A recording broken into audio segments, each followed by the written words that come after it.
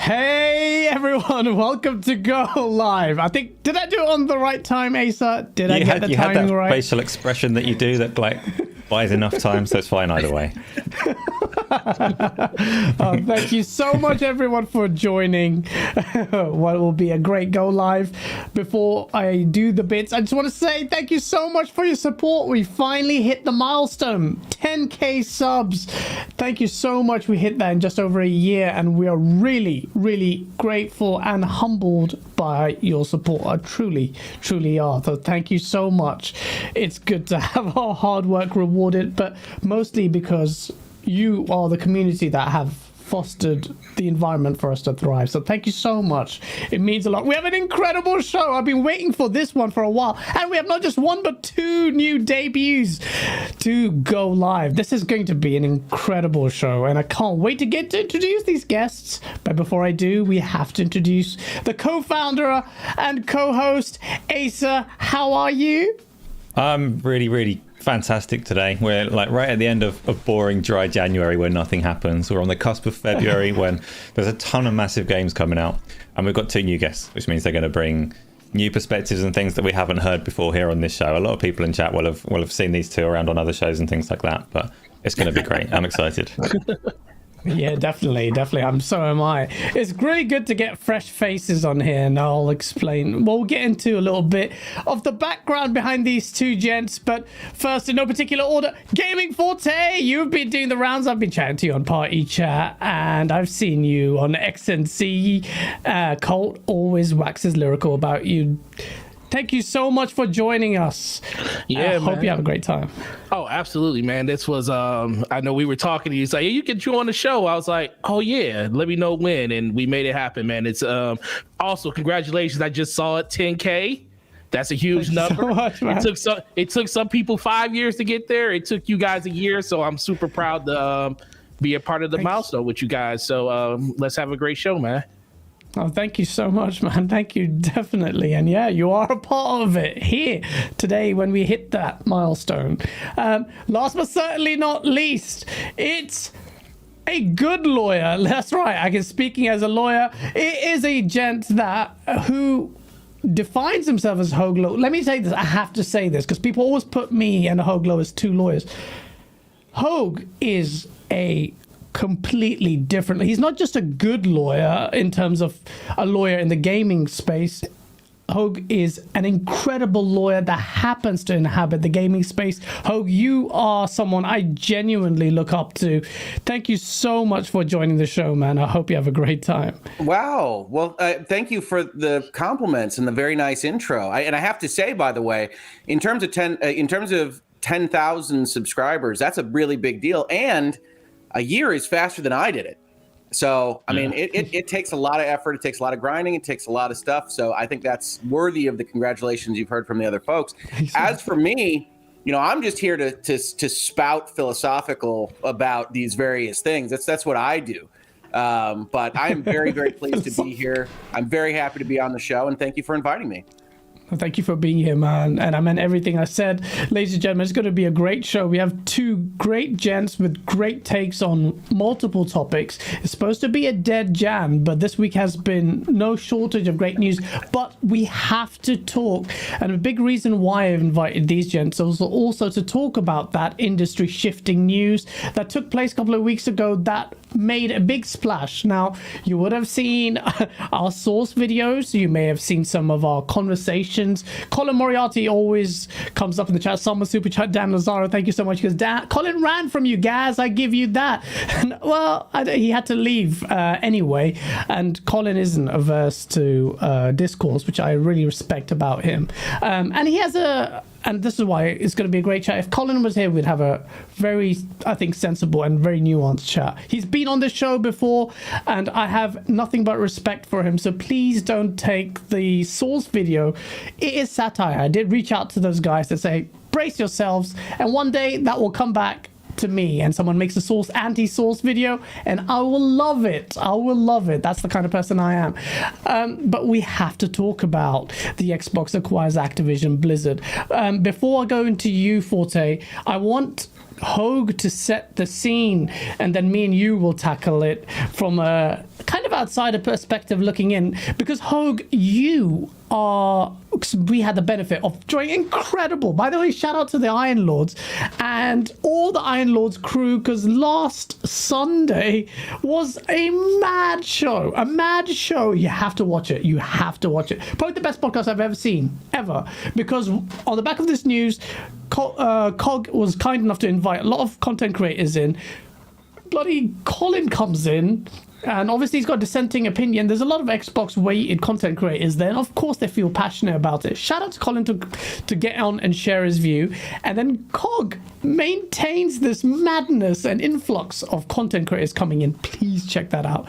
But on that show, as Colin was espousing doom and gloom, it was Hogue who put it way more eloquently and just nuanced than me, and just more specific. Hogue, you have not been a stranger to that discourse surrounding this.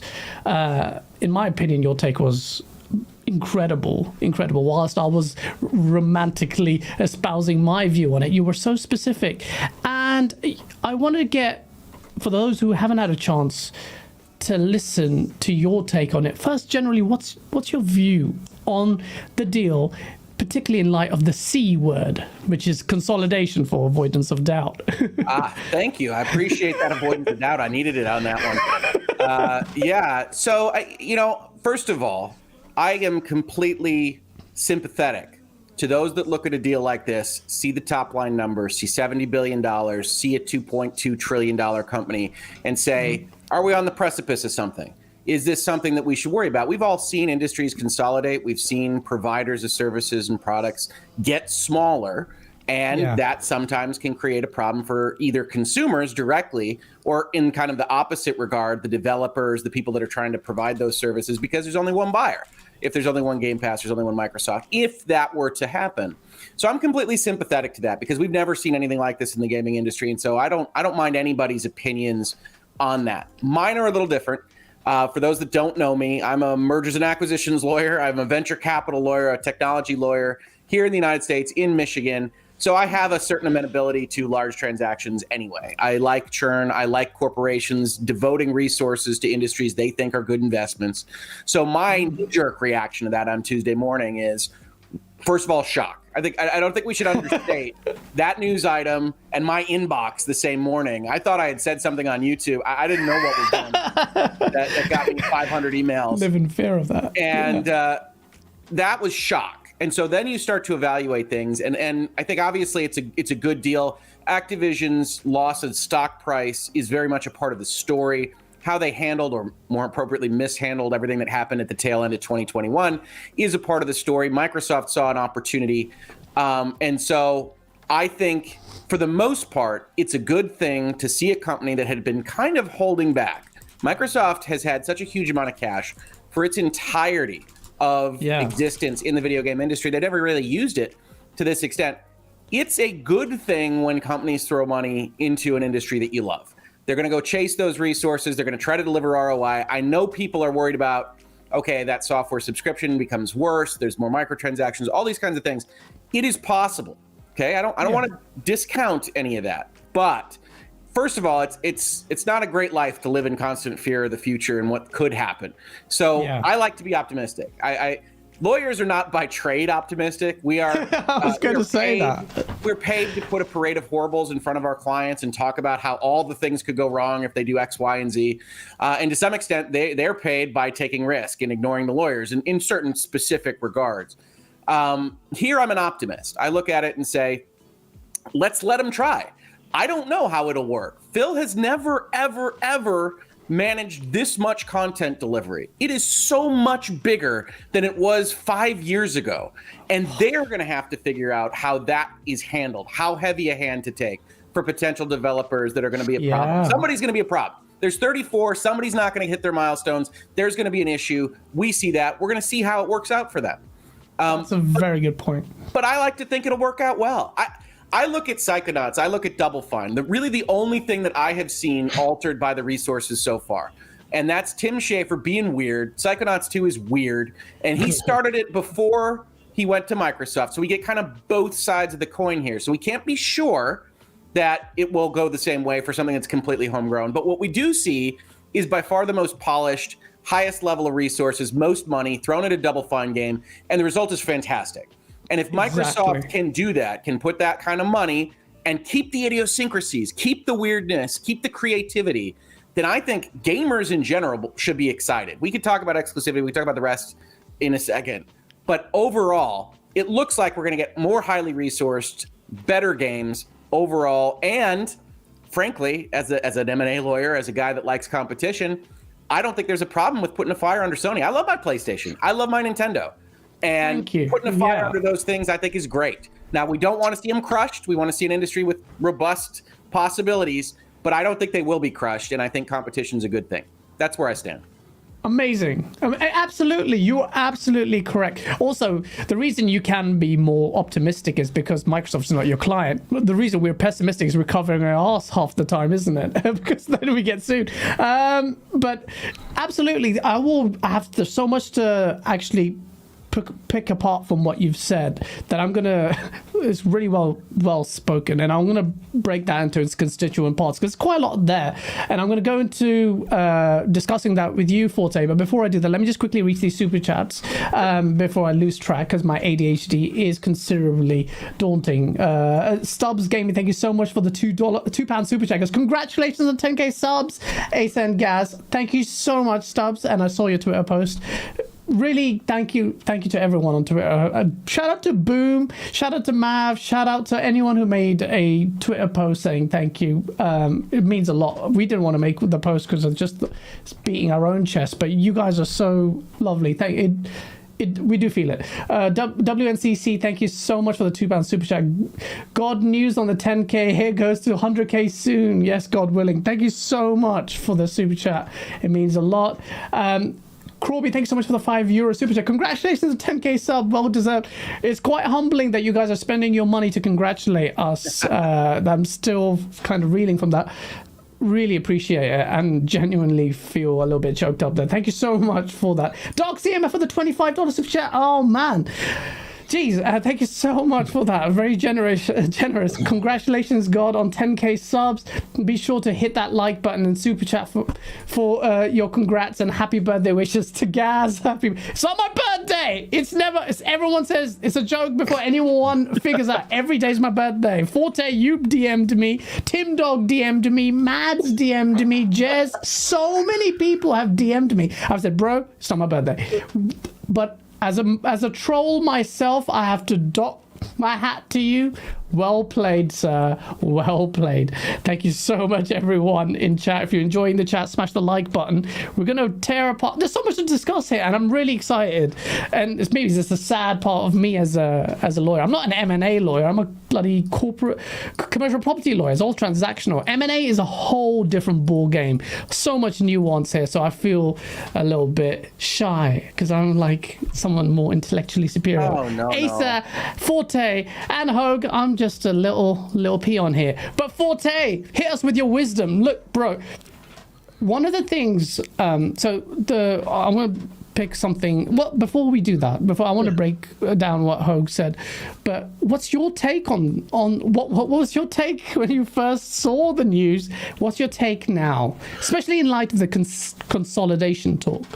Yeah, so, man, I was literally driving from dropping my daughter off at school, and I just started getting phone calls from people, and like I was like, and that's the thing. I'm not like most people. I don't get up and just look at Twitter as soon as I get up in the morning. So I literally got up, threw my jogging pants on, like, are you ready? Let's go. You're gonna be late to school. So I'm taking her, and I'm on my way home, and my co-host calls me, says, "Hey, did you see what just happened?" I was like, "What are you talking about?" He's like, "Oh, you don't know."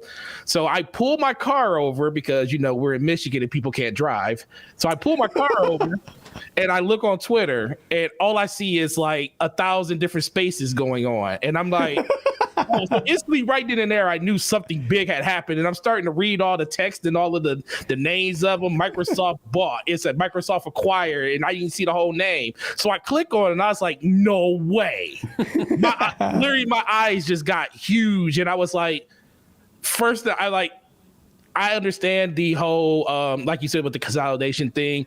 First thing I try to tell people is, just because Microsoft bought this doesn't mean you need to pitch your PlayStation. Your PlayStation anywhere, because that's instantly what the whole conversation was. Like, oh my God, PlayStation's losing this, PlayStation's losing that. And I'm like, okay, hold on. We got over a year until this actually probably finds its endpoint. But it was just something that I always try to tell people. People wanted Microsoft to compete for the longest. Xbox to compete, and for the longest we didn't know if that was something that Microsoft actually truly wanted to do with Xbox. We all know the stories. It was Xbox was on the precipice of being sold multiple times, and we know that Phil Spencer had to go in there with the white knight the Xbox brand and say, this is what we want to do. We want to build a subscription plan. We're going to build it in an image of what Microsoft already does, and Satya went along with it, and that's where we are today. So this is inevitably the next step. As soon as Satya said that we're not done doing the things that people want us to do, which is dive into our content vault and actually get more to what Microsoft does best. And that's what I think this move is.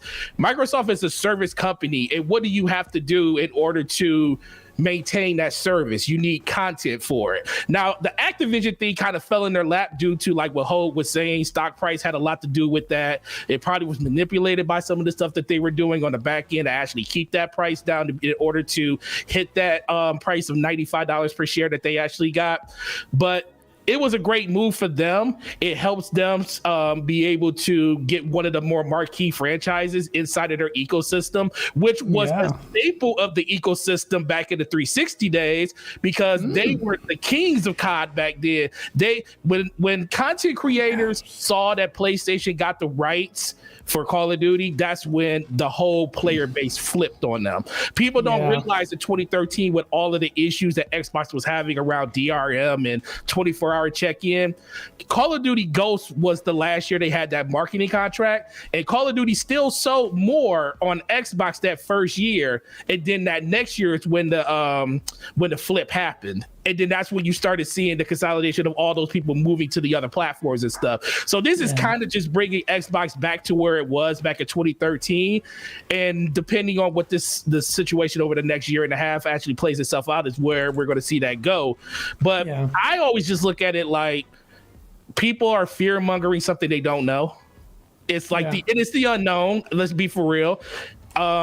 It was in March of last year is when we finally knew exactly what was happening with Bethesda, which was like a good year after the whole announcement of the acquisition and everything. And it's pretty much going to be the same thing when it comes to this too. So be prepared to talk about this for the next 16 months. To be perfectly good fine. and bad.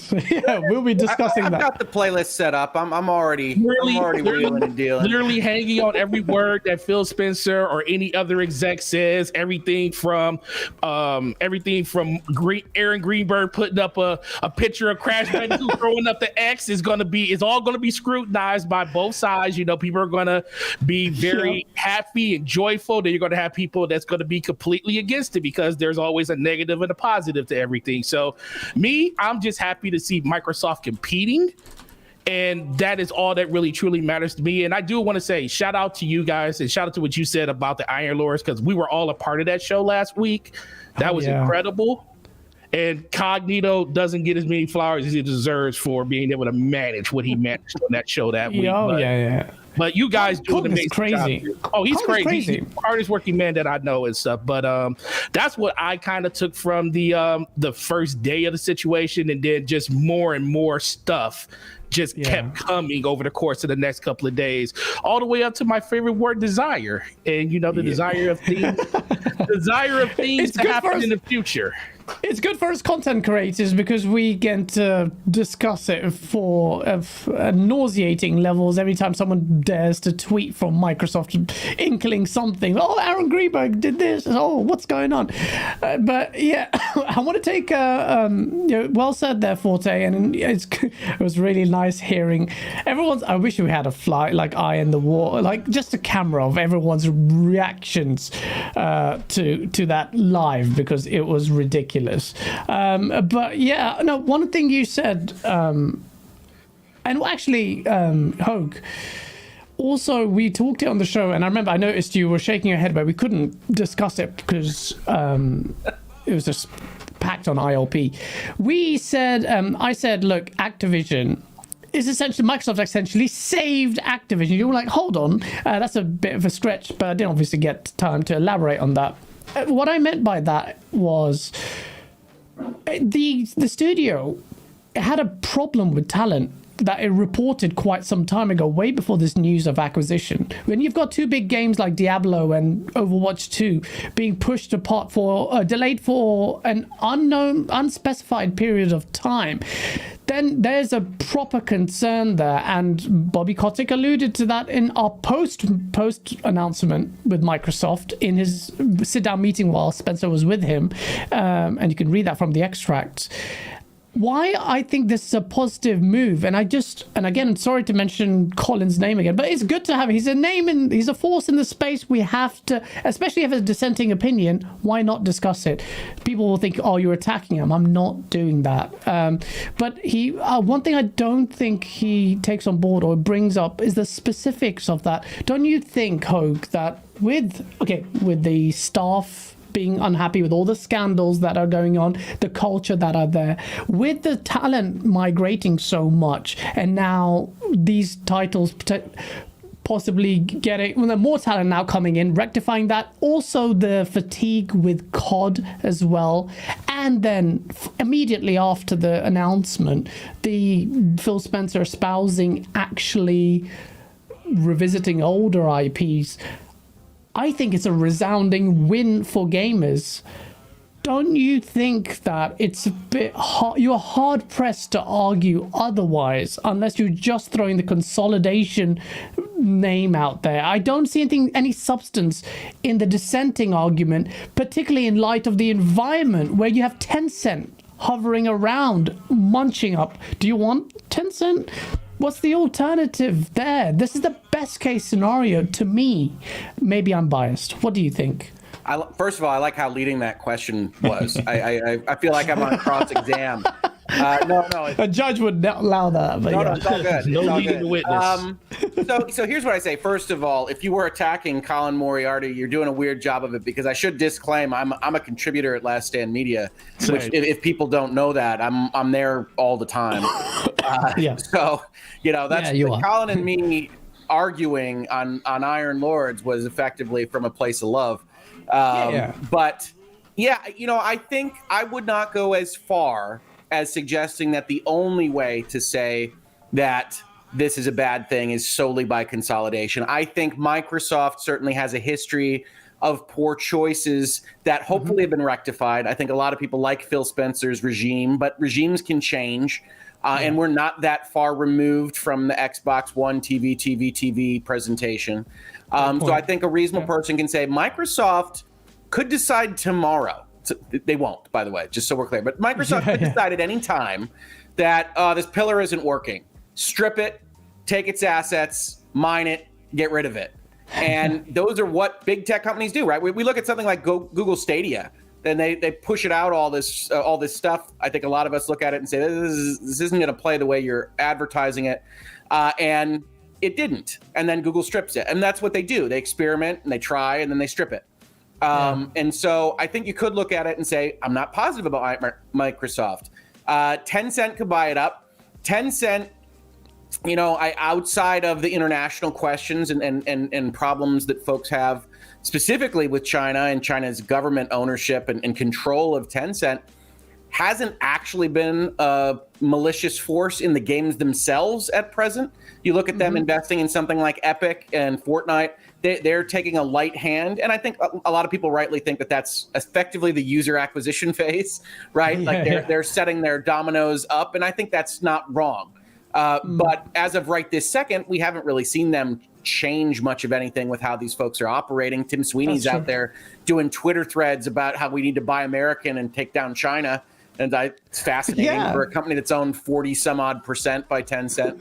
But I don't think you have to just say this deal would be bad. And I also don't, if I shook my head, I don't remember it, honestly, but I've been on a lot of shows. When you said they saved them, I think if I shook my head, it was primarily because, yes, they have talent issues. The stuff with Diablo and Overwatch 2 was really, really accelerated when the stuff from California in 2021 hit. They lost their leads, and that's when they announced the delays. And so Are they saved? I don't know whether they're saved because I don't know what Microsoft will do, but I think that it will be better. I lean towards that optimism there. Were there other directions they could go? If somebody doesn't swing out of the wings, I think the board, which we saw in the Wall Street Journal reporting and other reporting on this, was already looking to say, we're going to have to scuttle the management. We're going to have to change the direction of this boat. So I think Activision was already moving in that direction. And that doesn't mean it's great for the shareholders. You would have had a lower share price and everything else. But I think you definitely had indications of malaise at all the studios that were put on Call of Duty. And I think you have indications that they weren't using their intellectual property basket properly. So when it goes from $108 to $60, $58, and Microsoft swoops in, that makes a lot of sense. I'm just not willing to say that there wasn't a way to, quote unquote, save the company because the baseline floor of their intellectual property value is so damn high. Yeah. Well said. No, absolutely. Yeah. In the media sphere, it's quite a short-sighted thinking. So, yeah, perhaps there was always room for maneuverability there. And I think you're right. They were poised to kind of make those ejections or changes in management. Bobby Kotick perhaps got a bit of a nice little saving there, a little lifeboat there. I think there's a story you can tell where he hears that from his board and then he starts shopping around. And then that's how this kind of thing happens. That probably or possibly could be what actually happened, but it was just guessing. I get it. That's Speculation. kind of what GamesBeat's reporting, but that's the opposite of what the Wall Street Journal's reporting. So all I ever say, because people ask me this question all the time in my space, is I don't know. I'm not in those rooms. You've got these two conflicting reports. I'm not telling you the Wall Street Journal reporters are wrong. I'm not telling you Jeff Grubb is wrong. We don't know. In all honesty, and it doesn't honestly matter. Like, you're not going to get a deeper dive into this because it doesn't matter who called who once the calls are happening. Yeah, maybe one day we'll find out in that power on kind of directory. Maybe. But yeah, thank you. No, honestly, this is what this is about. Asa, these gents have really succinctly put forward their position. I know a lot of it's repetition from the last week in terms of the general discussion, but this take on it, to me, is very refreshing. Surely you're loving this nuanced chat. What's your take on it generally? Have you also, I know you don't know if you've caught ILP, oh my god, what kind of lawyer am I? Caught ILP and the madness that ensued on the show with and I don't know if you know Colin's take apart from the source video. What's your view on that? And generally just any of the red flags about this deal? Wow, mine's not that leading. It's really open. I can just tackle that any way that I want. I don't know what to contribute, what to get my teeth into. I will say first, so I did enjoy listening to the takes that we've already had. I really like that Hogue was talking about basically acknowledging the potential risks and doubts that people have and kind of countering them with optimism, which is great. That's usually like my kind of take on things as well. So stuff like the service models and microtransactions and Game Pass and all of this kind of thing, acknowledging that maybe there's some legitimacy to the concerns, but there's a hell of a lot good going on, hopefully, right? So we'll have to wait and see. I saw on the internet today, so it's absolutely definitely true because it was there, a little pie chart. It wasn't really a pie chart, it was more of a donut chart that showed by numbers of staff the size of all of the Xbox studios combined alongside Activision and Blizzard. And the Xbox studios were maybe a third at the most. Activision Blizzard absolutely dwarfed them in terms of numbers of staff. That was a perspective that I hadn't considered, like just how big they are. A third? So, assuming it's like absolutely spot on internet facts. Might be, but just raw data, I guess. Yeah. Don't sleep on King. King's got some people making stuff for him, and I think we don't talk about it enough. But Microsoft gets up out of bed that morning, and one of the things they're most excited about is not Call of Duty or World of Warcraft. It's Candy Crush. I know folks don't necessarily want to hear that, but it is the truth. And if you look at the revenues from Activision, Blizzard, King for the last couple of years, Candy Crush has been killing it. King is a juggernaut and is one of the biggest revenue planks that company had going into this deal. Jeez. I don't take that. I'm one of those that don't take that on board because we don't play it. I mean, that's a interesting topic, but it is. Candy Crush is that popular, and King has kept it alive that long. King is already evinced the ability to keep long form revenue models working in mobile, which is one of the things that executives and financial folks and bean counters at Microsoft say, well, we don't have, regardless of Candy Crush, we don't have that institutional know-how.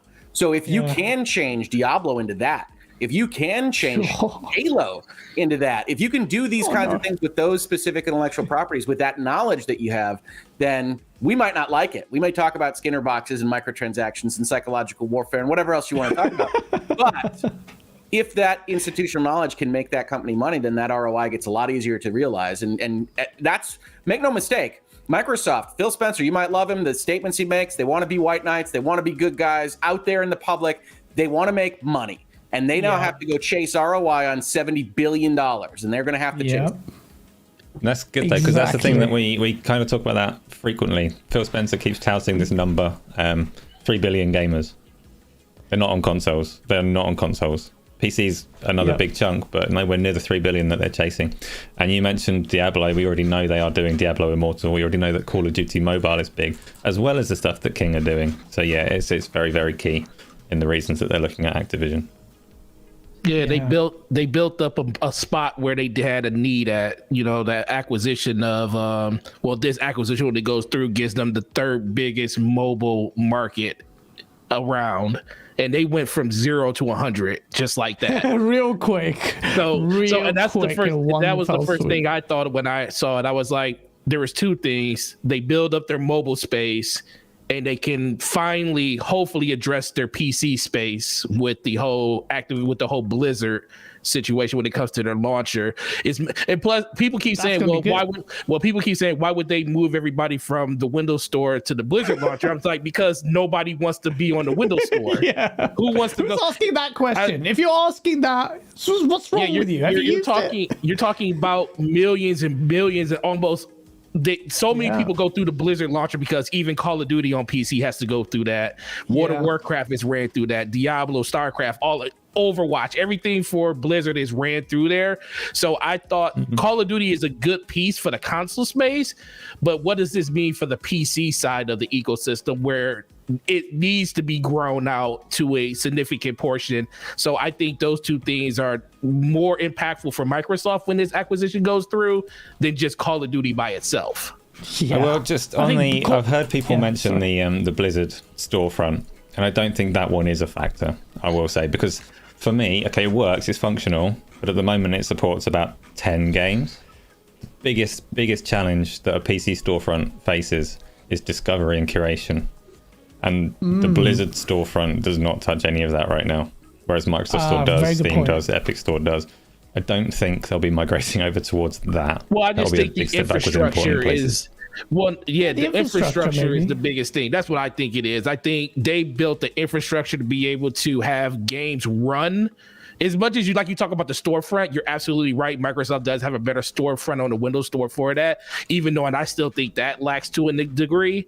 But when it comes to the infrastructure, there are way more people that run through that infrastructure on Blizzard than the Windows Store can even hope to have. And that side of it, I think Microsoft can really learn from what Blizzard was able to implement in order to either make the Windows Store way better or just to come up with a hybrid where they can actually integrate all of those things together and come up with something brand new that we don't have as of right now. Well, and I think it's important to remember Microsoft isn't specifically aimed at selling games. Yes, obviously they want to sell games. That makes them money. But if you could use Battle.net in some fashion to put Game Pass in front of more eyeballs, that's where Microsoft lives. And so if the infrastructure is there, it's very funny. I'm a Game Pass Ultimate subscriber. I like the service, full disclaimers, that kind of thing. But I often forget where the PC Game Pass button is. I got some good stuff there, and it's just not what I'm regularly even thinking about. And so if they could figure out a way to use something about what they bought to help that process, I think that would be useful for them. Because again, they want 3 billion gamers. They want everybody in their recurring revenue model. They want to be able to project budget out for 15 years and figure out where a $2 price increase will put them. That's where they live right now. And they're doing a heck of a job. I don't think anybody could say they're not doing a great job. It's just a matter of whether that's sustainable, and everybody has all these questions because it's all proprietary and we don't see it behind the scenes. And you occasionally get comments from developers and things about whether or not they like the process. So that's what they want to do, is put you in front of Game Pass, and the survivability of Game Pass is really where this entire endeavor lives. Absolutely, that's exactly front and center. That's what the issue is. Also, on that point, I agree with you, Forte.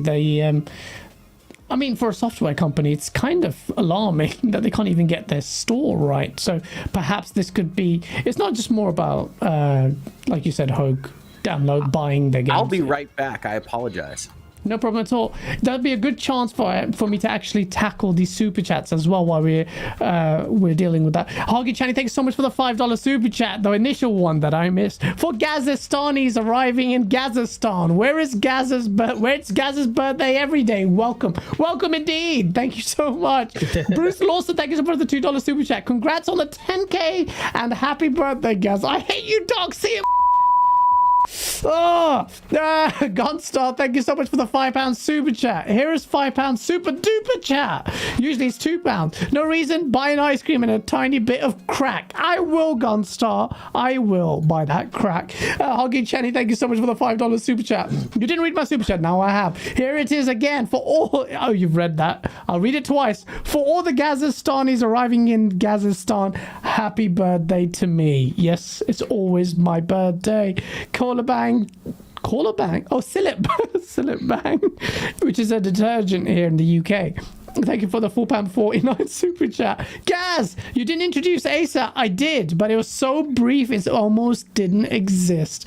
Jigga J, thank you so much for the $5 super chat. Wow, 10K already. You guys rock. Congrats. Thank you so much. It means a lot. Jay the Urn. Okay, the URP. Sorry, I pasted these onto Word. For a $5 super chat, he goes, I'm curious as to which studios will stay in COD. That's actually a really good question. Can we just quickly tackle that? We have a multitude of studios working on COD. One of the best things about this deal, the potential best things, is COD or Infinity Ward. A couple of studios will work on COD. Whilst all the sea of talent, that 3/4 pie chart, donut chart that Asa was looking at. Well, I mean, most of them not devoted to COD, but a lot of them will be. They'll be working on something else. Yeah. Are you not excited about that, Forte? Are you not excited about the prospect of these freed up staff, or I don't know, devs working on something else? Yeah, definitely. The biggest thing that I'm more excited, because I'm a Destiny player. I love Destiny, and when Destiny was really good, like great, it's good now, but when it was really great was when they were with Activision and they had that content loop flowing on a consistent basis. They had studios like High Moon Studio. They have Vicarious Visions, which is defunct now, but they've been rolled into other companies inside of Activision. When they were there, they were able to build sweeping landscapes of all of the content that Destiny had at that point. And that's what I truly missed about them being rolled into basically just a Call of Duty machine. So the answer to one question is which ones I think are going to stay on it. I think the traditional ones will. I think the Infinity Wars Treyarch will stay on it. I think even if they just had those two studios work on it and they don't go annual like they usually do, they go biannual or every 3 years, I think that will be enough time for those studios to do it on their own and then get some type of help on the back end from like a Raven Studios or High Moon when it comes to that, instead of dedicating every studio, which was 8 of them at the time, to one singular product. Even knowing that product did have a 3-year dev cycle, it still was like you leave one Call of Duty, you go to the next. So it kind of stifled their creativity, I felt, at the end of it. So I do think 2 of them will stay on Call of Duty. Everybody else will be migrated over to other projects, and they'll have smaller studios that will help with Call of Duty when it comes to things like multiplayer maps that they need to develop and stuff like that. Yeah. At least that's what I hope.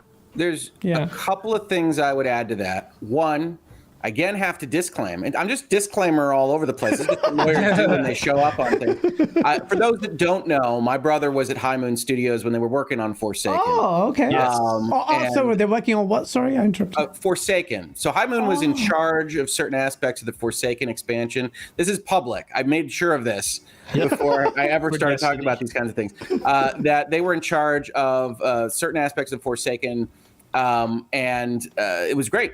Forsaken is still my favorite, and that's not just because my brother worked on it.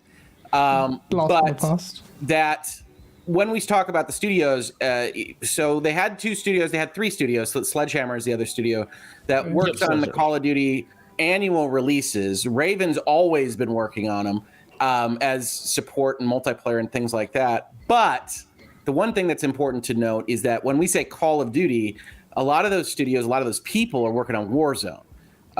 And to some extent, that's going to stick around. And the other thing that I would say is, though, while I say that, when you make a Microsoft Xbox Gaming Studios CEO, Phil Spencer, etc., you don't have to keep everybody in their same silos as they came in with, right? Yeah. So if the coalition turns up and says, actually, we've got a great idea for a mode in Call of Duty, like, can we run with it? There's really no reason you can't cross-resource this kind of thing. So it's not like you have to do that. I will say, in my opinion, if you were going to keep up the cadence that Activision was running, I don't think that they had excess resources. I think they needed every bit of everybody that they were throwing at Call of Duty. So you're either going to have to reduce the cadence, you're going to have to reduce the volume. Like, they're running 3 different modes at once, zombies and campaign and multiplayer, or you're going to have to open it up to more people. And one thing that could happen is you still need 8 studios to get a Call of Duty out in the way that you want, but those 8 can rotate out so that you're not. I think one of the burnout problems is if you're making a modern military shooter for a decade, I don't even know what that feels like, right? I already feel bad for developers that work on a game for 4 years because I need more variety.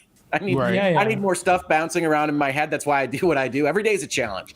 But if you could rotate that a little bit more and say, okay, now you're working on something else, I think you could alleviate some of that. And I do think that was happening at Activision. And, you'd need my brother on to speak to him specifically. But I know that working on the same kind of product for any person in any profession can get a little much for a long period of time. So naturally, my brother, for folks who don't know the end of the story, he left Activision at the end of last year. Where did he go? Microsoft. Oh, wow. They had to follow him. And they couldn't let go of him. He was the reason they made that $70 billion odd purchase, or 67 or whatever. No, that's interesting. No, that's right. The best part about this, I don't know if anyone knows, this is for the older people in the chat and on the show. Luxo Flux. They were a studio that created Vigilante 8, one of my favorite games. I love that game. And I think what happens is they disperse, the talent goes away, and they go and move on to a project. That's a name I haven't heard in a long time. They also did the Star Wars combat vehicle game, didn't they? Yeah. What was that called? God. Oh, I forgot, man. This is for the olders. What was Luxo? No, there was Star Wars. Did something, I don't know. It was something lame. It was something boring. It's why it didn't do as well as it should have. It was like Star Wars vehicles. But they were so good. They were so that game screamed devs having so much fun because the game was janky. They were broken the first one, but it was so much fun. The bugs made the game better. Second game just improved on it. It's a car combat game for people who don't know. Yeah, that's the exciting part about it. And if you missed out on the car combat craze, you missed out on some craziness back in that era of video gaming, because I remember getting a submarines fighting each other combat game, Star Wars vehicles fighting each other. It was great. This was all coming off of Twisted Metal 2 to give you the right context, right? Twisted Metal 2 blew apart records, and it was just such a big deal for so many people. And like we see in video gaming today, everything old is new again. You copy what works. So, people like car combat. You have a dozen car combat games, some of which are good, some of which are bad. Yeah, I like one called, God, what was it called? Rogue Trip. I really okay. Don't remember that. Shout out to David Jaffe for delivering the Twisted Metal series that changed the game. We were lucky to have on the show. Love that guy. And Twisted Metal Black. Interstate 76 was made at Activision as well. And I played Interstate 82, which is a great game. No one knows about it. Well, very few people do. There's so much opportunity here. I really pray that Microsoft... Well, I think, I'm confident that Spencer and Co will say, look, guys, if you guys are feeling fatigued by it, what do you want to work on? Because he's all about the culture there, at least publicly speaking. Who knows Yeah, what that's the the reality trend. is? And that's the caveat you always have to give, right? And especially right now, one of the things I've been saying on my channel is this is when they're under review, right? This is when the regulators are looking at them. So every single statement Xbox makes, every single statement Phil makes about desire, about working on other things, about you guys should be worried about Facebook and Tencent and not us. Everything has at least one ulterior step, which is, hey, we're the good guys, don't kill our deal. And that's all happening in the background. So that doesn't make it wrong. It just makes it strategic. And so you have to kind of evaluate it on those grounds. Yeah, so that I was going to ask you about that, but you've kind of tackled that point. It's a lot of public-facing regulators, senators. Vaguely want to ask though, like realistically, in legal terms, if Phil says our desire is to do this and projects this like nice guy image or whatever, does that mean anything to the people that will actually be taking this from a legal standpoint and actually reading what the words are? I think what it will do, and I've said this elsewhere, but I think it pot commits him a little bit. I think it puts the onus on him to at least attempt in a reasonable course of good dealing and whatnot to try to do that, right? Desire, as so many people have pointed out, isn't a promise, isn't a commitment. I would argue he can't. He can't promise you what Sony will do. You can't. But That's what they unlawful, might no? demand in the future. So all you can say is, hey, we'd like it to be on there. And if you said we guarantee it, all the leverage goes to Sony in that negotiation 2 years or 3 years or 4 years down. So you're not going to do that. But what it does do is it says Phil didn't need to say that. Phil did not need to say that at all. And so if he were to turn around on that in a way that looked untoward or unreasonable, I think one thing that people miss in America is that our regulators don't approve deals. Our regulators allow deals. And if they decide after the fact that this is going the wrong way, they can sue after the fact. In fact, right now they can? After it's gone through? Yeah. They can still go we back. see the FTC right now suing Facebook for purchasing WhatsApp, right? This is almost a decade old. And they're seeking to unwind that transaction because they've looked at it and said, as it turns out, it was anti-competitive. And yeah, there's a lot of folks in my neck of the woods, corporate law and running businesses that say you can't run a railroad this way. And yet, this is what we're looking at in terms of the regulators. So right now we've got a very aggressive FTC and DOJ, and they're signaling that that's what they want to do. And so I'm not saying that there's guarantees of any specific kind of Call of Duty on PlayStation. I am saying Microsoft made a statement they didn't have to make. And if they were to return on that in a way that looked untowards, that's the kind of thing that a regulator says, either we're unhappy with this deal, or Microsoft, who has a number of other deals outside of gaming that they're going to need to go through this process in the next decade. Microsoft, we think you're abusing the system and doing things that are untowards. So I look at it as an optimist and say, okay, I think Call of Duty is going to be multi-platform in general, the way we've looked at it, unless one or the other side over leverages their position. Absolutely. So I don't think they're bound to it. I don't think the guy at the FTC is looking at it and saying, well, that makes all the difference. Put the stamp on, whatever. Exactly. But I do think it's part of things, right? You say that specifically because Sony comes out in the Wall Street Journal the day before and says, we expect all the games to be there.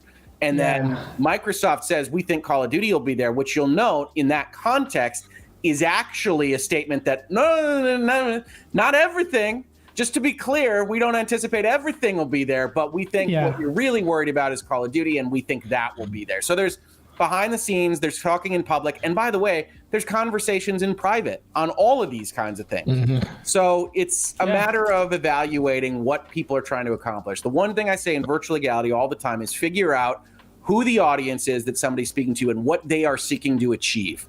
And Phil's got these goals. He wants to assuage fears. He wants to look like the White Knight. He wants to tell Sony, no, it's not going to be everything. It's very specifically Call of Duty. It's all that's referenced in that tweet. And put himself in a position to survive any kind of regulatory review while still looking like he wants to position Xbox as the heroes of video games, which is well within his rights, but that's what he's trying to achieve. Exactly. Yeah. That tweet was not pushed out by him, but a team of lawyers standing over him. That's what did I describe it as? It's not him on the toilet. That's been vetted to within an inch of its life. Yeah, a lot of people 100%. looked at that tweet. I just looked at it when I saw it. I was like, that tweet coincided with the spokesperson from Sony's tweet about, the expectation of COD still being on PlayStation with all of the contractual obligations being met. So when I looked at it, I instantly was like, okay, this is, you can look at that tweet multiple ways. It was meant to be the current state of what Call of Duty is, and the desire part was about the future of Call of Duty. And most people look at it and says, okay, so what direction is really going to go in? Microsoft, I don't even know right now. They don't even know what the situation is going to be right now.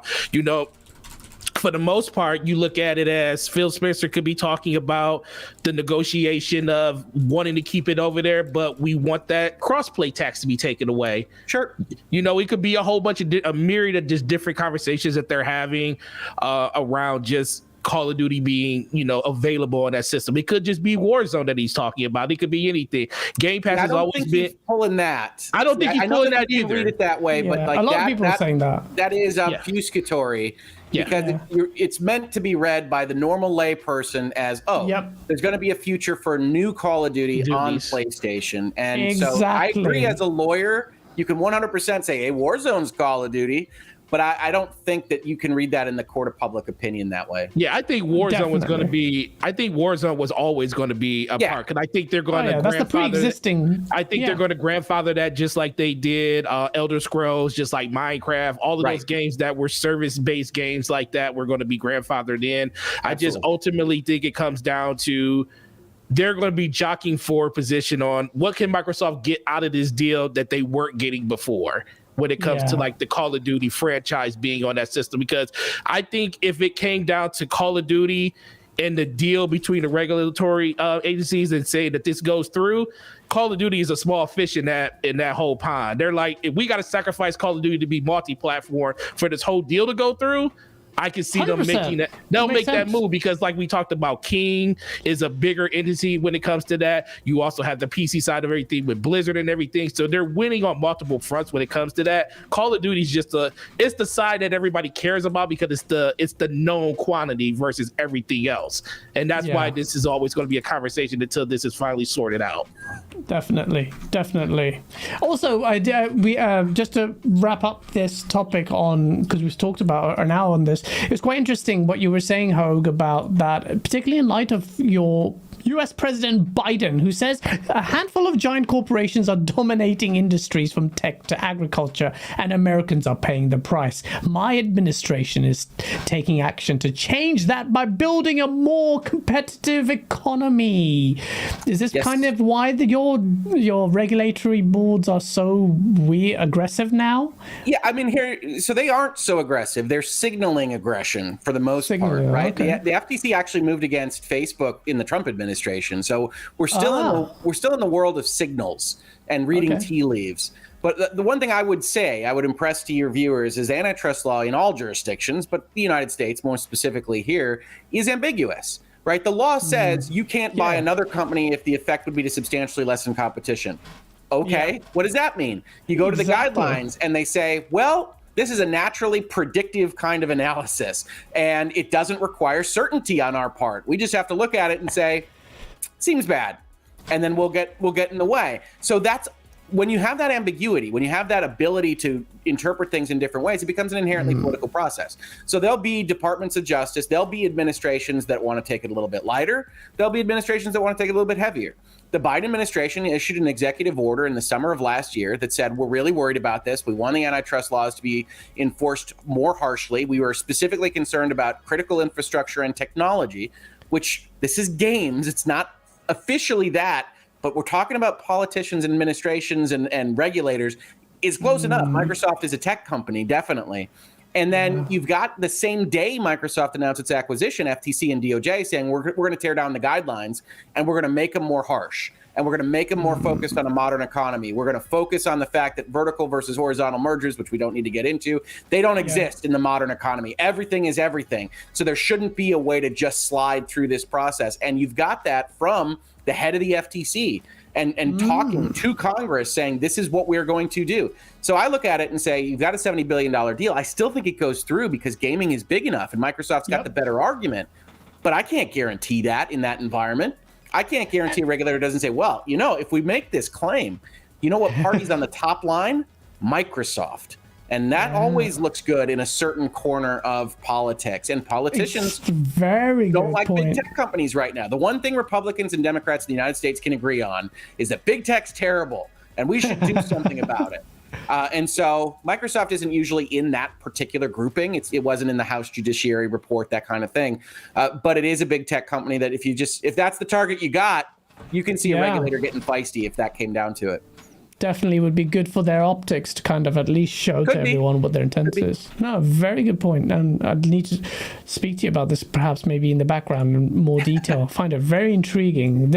Mergers and acquisitions are so cool. I find it, without boring anyone, I find it so interesting that it can go retrospectively, go back and then untangle. That cannot be workable. I don't understand how that's allowed. Facebook's main defense is we've tied our companies together. We've put resources in for a half decade. What does unwinding look like in this particular context? That's still in its early days, and we'll see. I just can't see how that would be. How can you untangle and restore it back to that point, and then talk about anti-compete in light of that? It's weird. I just don't know. That needs to change, in my opinion, based on very, very limited knowledge and just discovering it today. Based on what Hug said, exactly.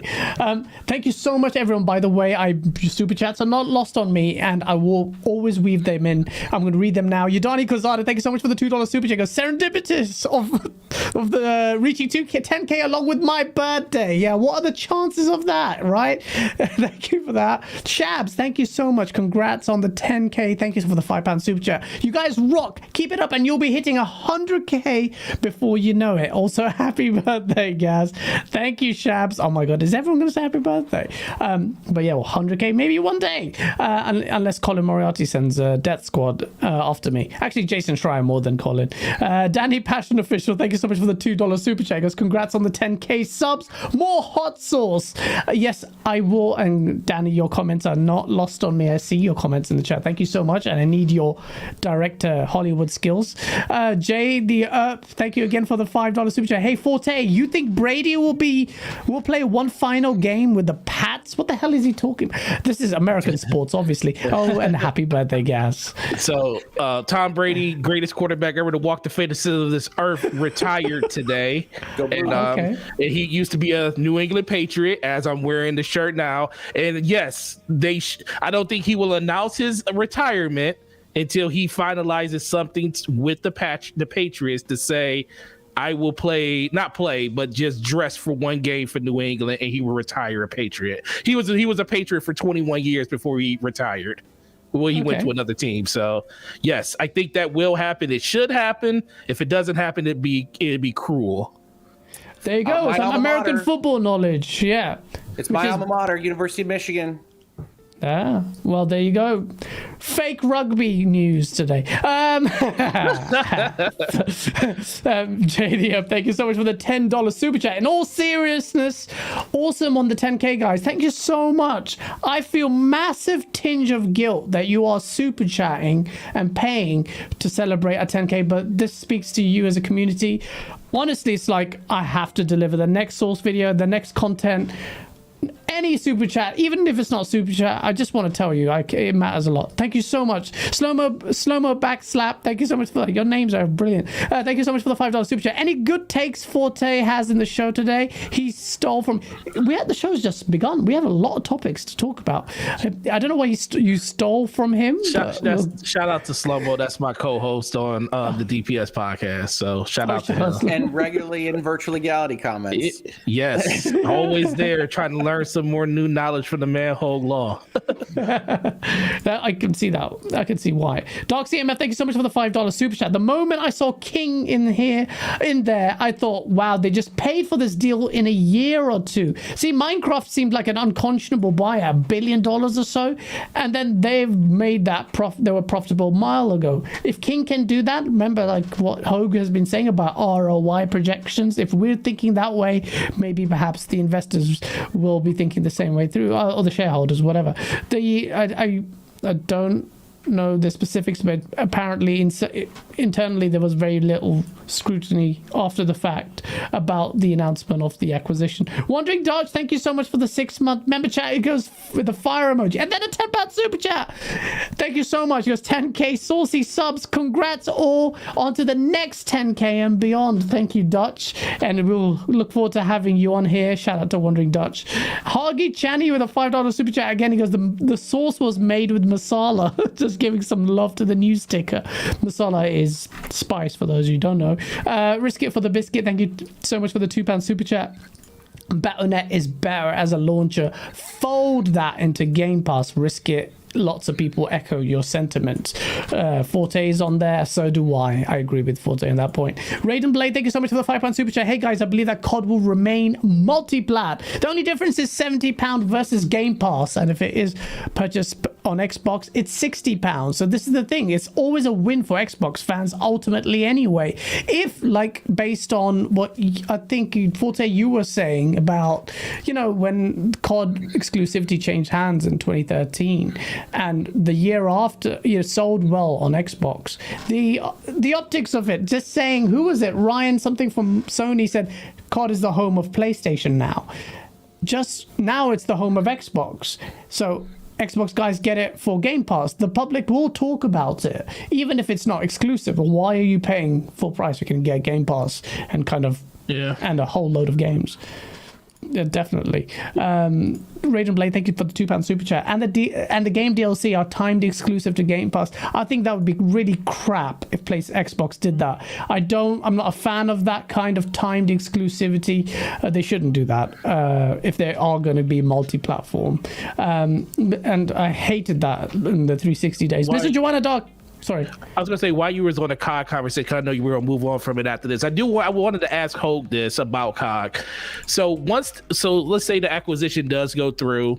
We already know that Call of Duty has their marketing deal in set for the next 2 mainline Call of Duties and Warzone. So basically the next 3 entries of it. That's what's been leaked. I mean, if that just happens to be the case and it actually stands and that is what it is, when will we be able to see Microsoft do something like pack a copy of Call of Duty into a game that comes out during the holiday?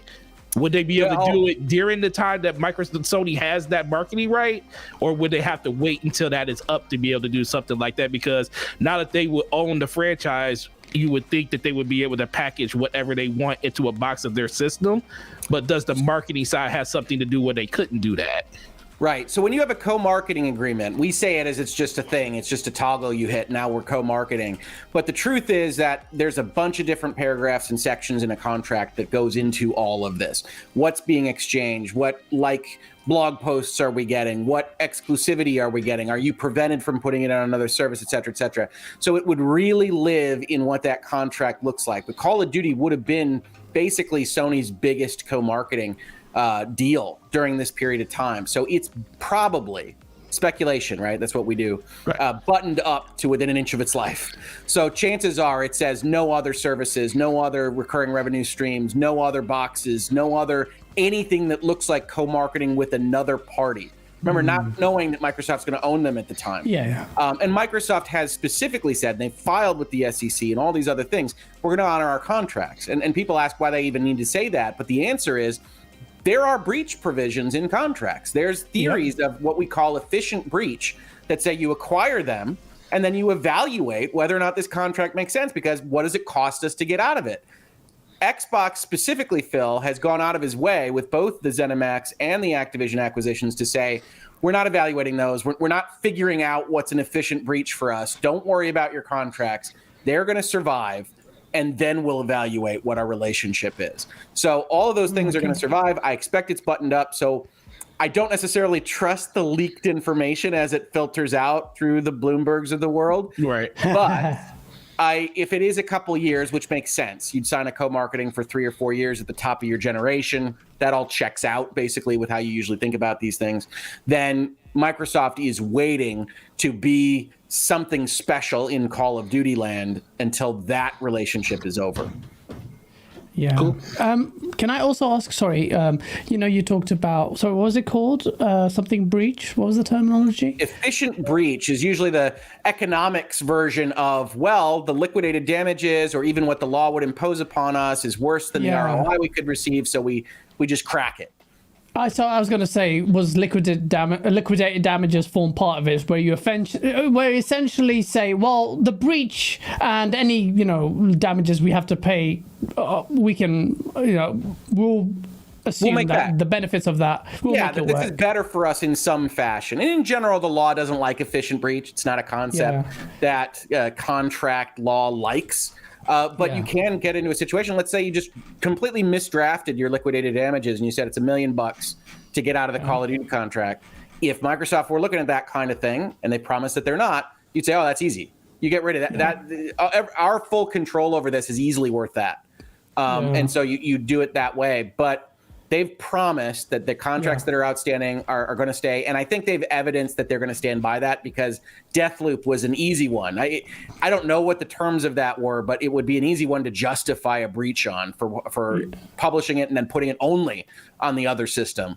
So the fact that they didn't is pretty strong evidence that their philosophy is whatever contracts are there, they survive. We're not even looking at them, and then we'll figure it out when they're done. If it was Sony, there'd be efficient breaching everywhere, but they wouldn't afford the liquidate damages, so perhaps they couldn't. See, we'll never get to understand that hypothetical because they don't have the money guns to do this. Exactly. No, they don't have the money guns for the liquidated damage payout. Mr. Joanna Dog, thank you so much for the $5 super chat. Happy birthday, guys, and congratulations on the 10K. Do you think COD 2022 is day one on Xbox Game Pass? WFT moment or WTF moment? Then the Series S sales for $249 to push COD machine. Again, it's pure speculation. I don't know. It depends when the deal goes through. They're quite optimistic. Some people are saying it will go out this year. I don't see that. I think it will complete in summer of next year. It doesn't depend well, I on got that, bad news. I got bad news. I really do, because those co-marketing deals can have a provision that says they won't appear on a game streaming service and specifically call out Stadia and Game Pass. It would not surprise me whatsoever if, while under Sony co-marketing, it can't appear on Game Pass. I think it's so also... I just said, let me just quickly jump in.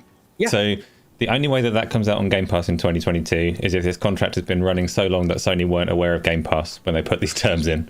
Because it definitely, we've seen it in Sony contracts before that have leaked, that they've had with Capcom and all the rest of it. They word for word say, no, this game's not coming to Game Pass. If Microsoft are honouring this contract, Call of Duty 2022 is releasing on PlayStation, it's not releasing on Game Pass, and it's going to have exclusive content on the PlayStation written in. Yeah, and this probably, we're guessing, it's all guesses, this probably got re-upped at the generation transition. Yeah, and I also think that was part of that message from Phil Spencer when he announced not the acquisition, but the the purchasing of the Bethesda Activision. Activision Blizzard. When he said, too many companies. It's all good. Yeah, it's too many companies at this point. When he came out and he said that we, at the close of this acquisition, we will work as hard as we can to get as many of Activision Blizzard's properties onto Game Pass. He didn't name any particular game or anything. He said we are going to get as many, meaning all of them won't come. There's limitations outside our control. Absolutely. Literally, if he knew he could get all of them, he would have literally said all of their games on Game Pass. He literally said what we can bring over. So I think that speaks to more of what Hogue was talking about right just then and there. Yeah, definitely. Sorry, I'm just moderating chat.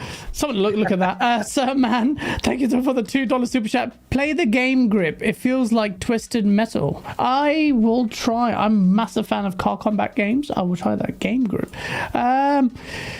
Hoggy Chatty, thank you for the $2 super chat. Need a GoFundMe to get a shrink for Malcolm. If you don't know who Malcolm is, he's the chap that I put in my Source video where he had a complete breakdown after the Bethesda...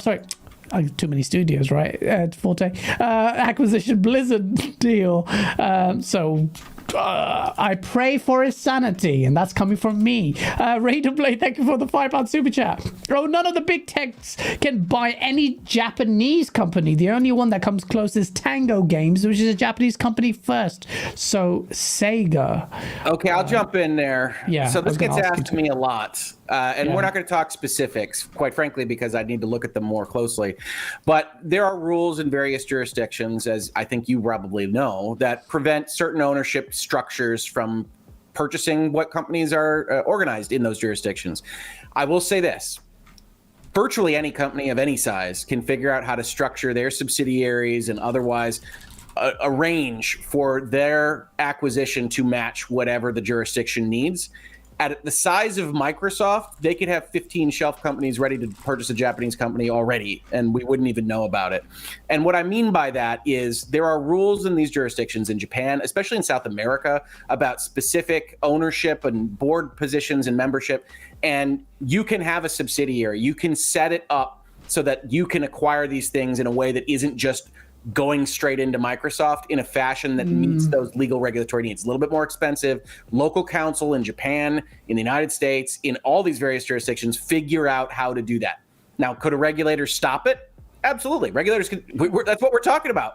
Regulators can stop any of these across many, many jurisdictions. But overall, the laws that say something about Japanese or South American ownership aren't preventing you from doing a deal you want to do. It would be the regulators after the fact preventing that. Wow, that's great. I didn't know that. But you can set up like a satellite company in different jurisdictions. Right, with the board members that have the right citizenry. And So I was a part of a deal that purchased a Chilean company, and they had specific rules. And essentially, it was organizing that subsidiary to be a triangular merger, to have the right board members, and have the assets flow in the right direction. I mean, that's what mergers and acquisitions lawyers do.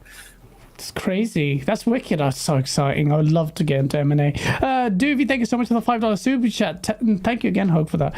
We're learning so much. 10K, baby. Looking forward to the next Souls video. Couldn't stop laughing. Well done. I'm telling you right now, there's one in the works that I've alluded to that's really ambitious that I really am intimidated by. I love making the Souls video. I want to take it to the next step. All these super chats is just making me think, Gaz, you need to go out and really go for that next Source video. It's very ambitious for me. I have to learn some cinematography and improve my editing skills, but I will do it. For you guys deserve that and more. Thank you so much.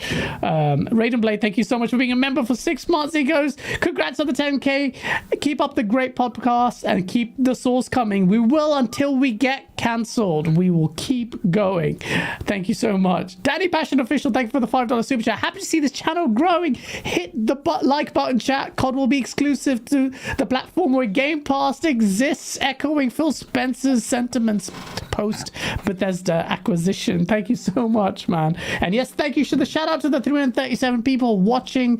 Please hit the like button if you're enjoying the chat. We still haven't actually talked about the myriad of other topics. The COD deal is so big. It has enveloped them. There's loads to go through. Raiden Blade, thank you so much for the £5 super chat. I think cold response from Sony about this. I think the cold response from the Sony about this deal is that they knew about it. If they knew about it, they would have extended a longer renewal deal. But ABK was silent. And the benefit of hindsight, of course they would, if they had the means to retrospectively go back and extend it. I'm sorry. I have breaking news for Forte. You all aren't going to care about this, but Tom Brady has said he is not retiring and hasn't told the Buccaneers that he is. Thank God. Okay, I feel a little better today. He has to make up his decision, so he might in the future. He gonna, but not today. His wife gonna make him retire. Sorry, that was a little interjection. She tired of taking breaking news is breaking news. She tired of taking the kids to school. She want him to do it for a while. Oh man. Finally moving away from the topic of COD, maybe. Please don't super chat on COD. We're gonna or Activision Blizzard. Horizon Forbidden West, a big topic is in our thumbnail. We have to discuss it. Horizon Forbidden West. Yeah, we have to. A shout out to Jake, who does our thumbnails. Horizon Forbidden West previews have been quite positive. I think Zero Dawn, I know optics-wise, never hit the 90 meta if you care about it as such. Mm-hmm. This game looks like a resounding success, like improvement over the last game. Gents, what are your thoughts on Horizon Forbidden West? And I also want to talk about a little bit of controversy surrounding it. But you, Hogue, talk to me. Have you played Zero Dawn? Were you a fan, and are you excited? Yes, I have played Zero Dawn. A graphical masterpiece, a very big showcase for what I think PlayStation 4 and Pro could do at the time. But I'm not that big of a fan of the Horizon universe. I wasn't a big fan of Guerrilla's storytelling really throughout that generation. And while I think Horizon is better than Killzone, it takes a long time to get going, and it just never really clicked with me. And I say that not as this is a 4 out of 10. It's like a 7.5 or something like that. And it's fun to fight robot dinosaurs. But when I go into a game that's going to have that much focus on narrative, lots of talking, lots of dialogue, they are very certain about the fact that you're going to be interested in this story. And there's a lot of stuff that I just wasn't interested in. I come away from that game thinking, well, okay, that was fine. That was fine. I don't regret playing it whatsoever. And then it came out that Forbidden West was coming out, and you could see what they were doing with the graphics and everything else. And I say, well, I think the thing that I tweet out most often about this whenever I see one of these previews or whatnot is that I wish I had the level of faith in Horizon as a franchise that Sony did. And I'm hopefully going to meet them where they live. I am hopeful that Forbidden West improves on that. There are so many sequels that are such vast improvements over their originals. You think about Assassin's Creed, and 2 is leagues beyond what 1 could do. And I love to see that leap. I would love to see that leap here. And so I'm getting it. I'm excited about shooting some new robot dinosaurs. I hope it is a little less meandering. They've worked on their pacing a little bit, and it's a more enjoyable open world. For me, a lot of people adore it, so I don't want to take that away from people. But that's my take. It was a middle of the road type game for me. I hope this next one is even better. Yeah, I share your sentiments. I didn't end up completing it because you're right for the exact same reasons. But you say hopefully this is going to be a leap forward, and leaping is the key word of the game because the leaping and traversal mechanics have improved considerably based on the previews. So grapple thing, that always looks fun. Who doesn't like to grapple, right? I think we've learned that lesson. I think loads of games have learned that lesson. Forte, what about you, bro? Are you a Horizon fan? I am a fan of it, and it's funny because I'm like, I think, you actually finished the game, right? Yes. See, I couldn't get past Meridian in both instances that I played it because that was, for most people that played the game, that the story itself, I like the gameplay overall, but the story just died for me on a hill when I got to certain parts of the game. Well, Past Meridian is funny because that's one of those. I think people who play video games, if you haven't played Horizon, know this. It's a city hub, and you slam into it and have 7,000 people to talk to and subquests to get. And like, if you're at all a completionist, if you're at all like, well, they could hide some gems in subquests, and you don't blow through it, you're going to be in Meridian for half your life. Yes. And so you get these comments. I couldn't make it past Meridian. I think if you looked up the quote past Meridian or something like that with Horizon, that is such a common sentiment because it's such a big place and it just hits you with just a billion subquests. Yeah. Anyway, I didn't mean to jump on you. No, you're good. No, because you're speaking to something that really hits me because I did the same thing in Halo Infinite just recently. I literally just beat Halo Infinite, and once I found out once you go into the command spire, you can no longer go back into the open world. I was like, okay, I need to do everything before I go there. Completionist. Because I had to go collect every Spartan core. I didn't know that you end up back in the open world after you beat the game. If I knew that, I probably would have just went ahead and did it. But the fact that I knew once I went in, there was no going back at that point, I was like, I have to complete everything. And when I went to Meridian, I was like, oh, check mark over here, check mark over there, do this, do that, run out of the city and run up this giant wall for like 20 minutes in order to get back to it. And the city is really, really cool. And I enjoy the exposition all the way up until that point. But then you're in there so long and you get away from doing the things that you enjoyed the most about the game up to that point. It just fell off the hill for me. And then I love Nintendo, so Breath of the Wild didn't help because Breath of the Wild came out literally same time. right around. So it wasn't the fact that I didn't want to finish Horizon. It was that I hit Meridian. Breath of the Wild came out, and I was like, oh, I'm jumping into Zelda. I put over 100 hours into that. And then by the time I came back to Horizon, I was like, I don't even know what I was doing, and I didn't want to. And I Breath of the Wild. Right, get off and, my television. Right, and I didn't want to start the game over. I didn't want to start the game over because I was like, I don't really want to do all this again. So I waited for the PC version to come out. I was like, oh, the gameplay is going to probably be a little bit better and all this other stuff. So I bought it on PC. Did the same thing, got to Meridian, and I was like, I don't want to do this no more. So as long as they improve on the pacing, which I think is the biggest thing that they needed to do, because the gameplay's there. Who does not want to be the female version of Turok, basically? Who does not want to be that?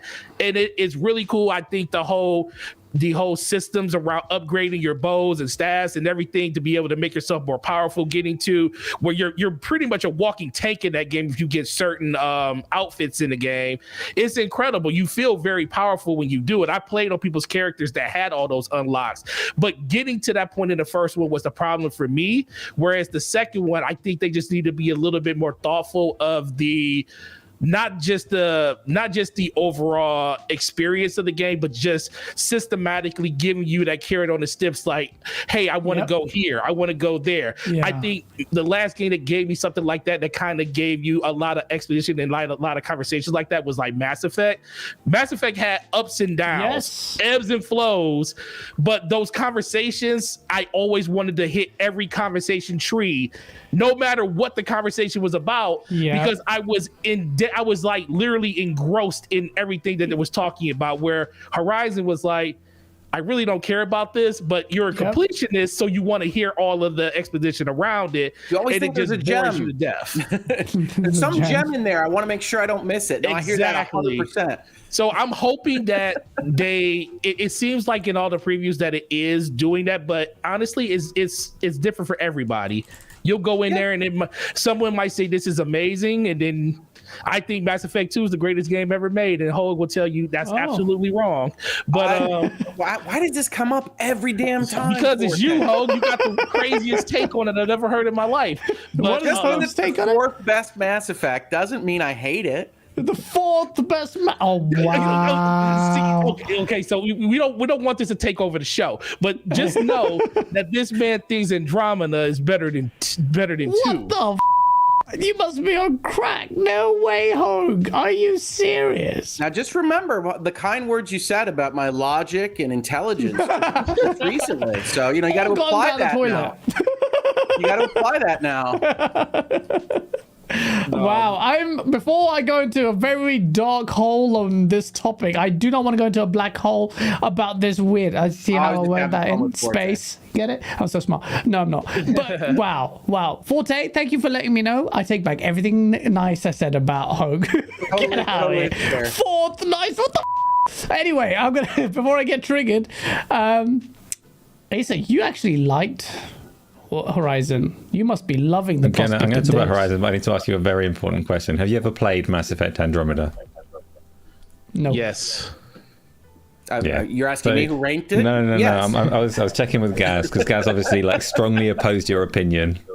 Hasn't actually played Andromeda. He put Mass Effect 2 at the end. 1 and 3 above. The only thing I'll give Hogue on Andromeda is the fact that it's the best playing Mass Effect game from beginning to end when it comes to the systems, the overall combat.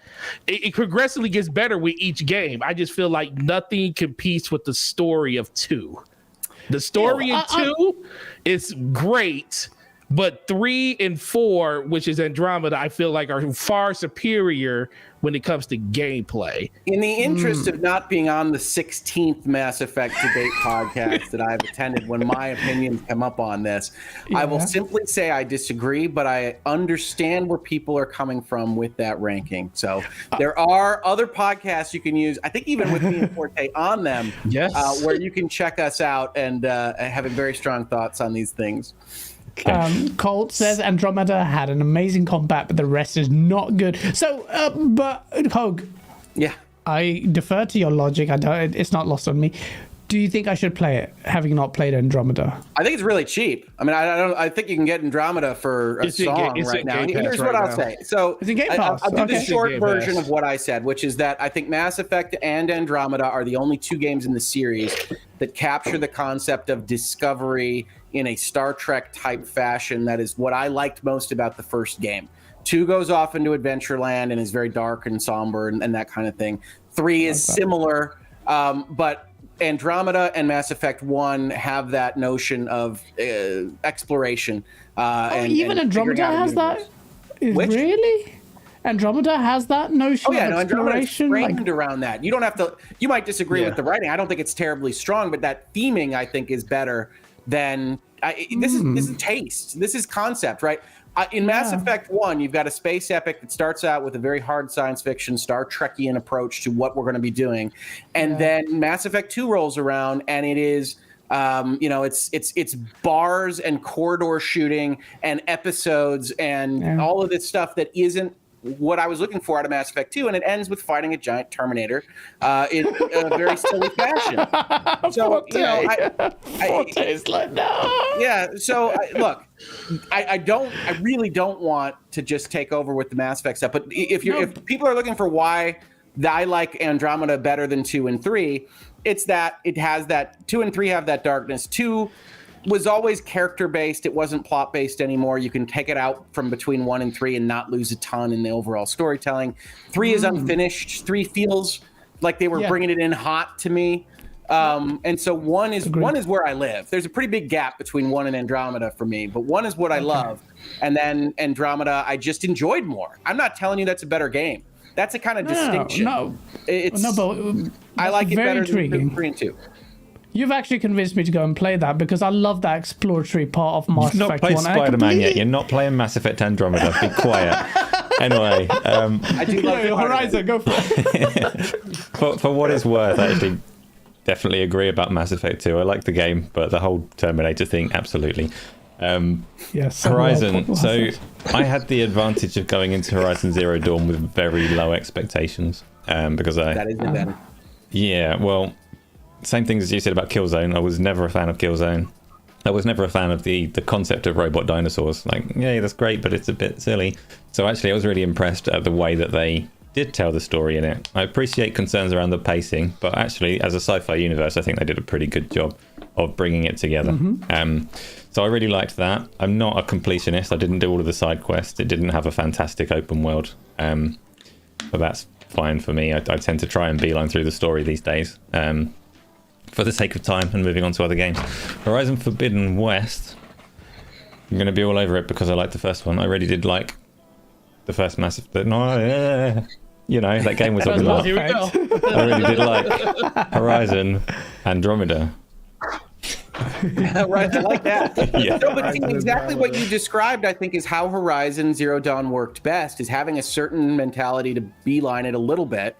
And I think Forte, you didn't get to see some of the best stuff, which is that you do get a somewhat warm feeling exiting the game because the third act is strong.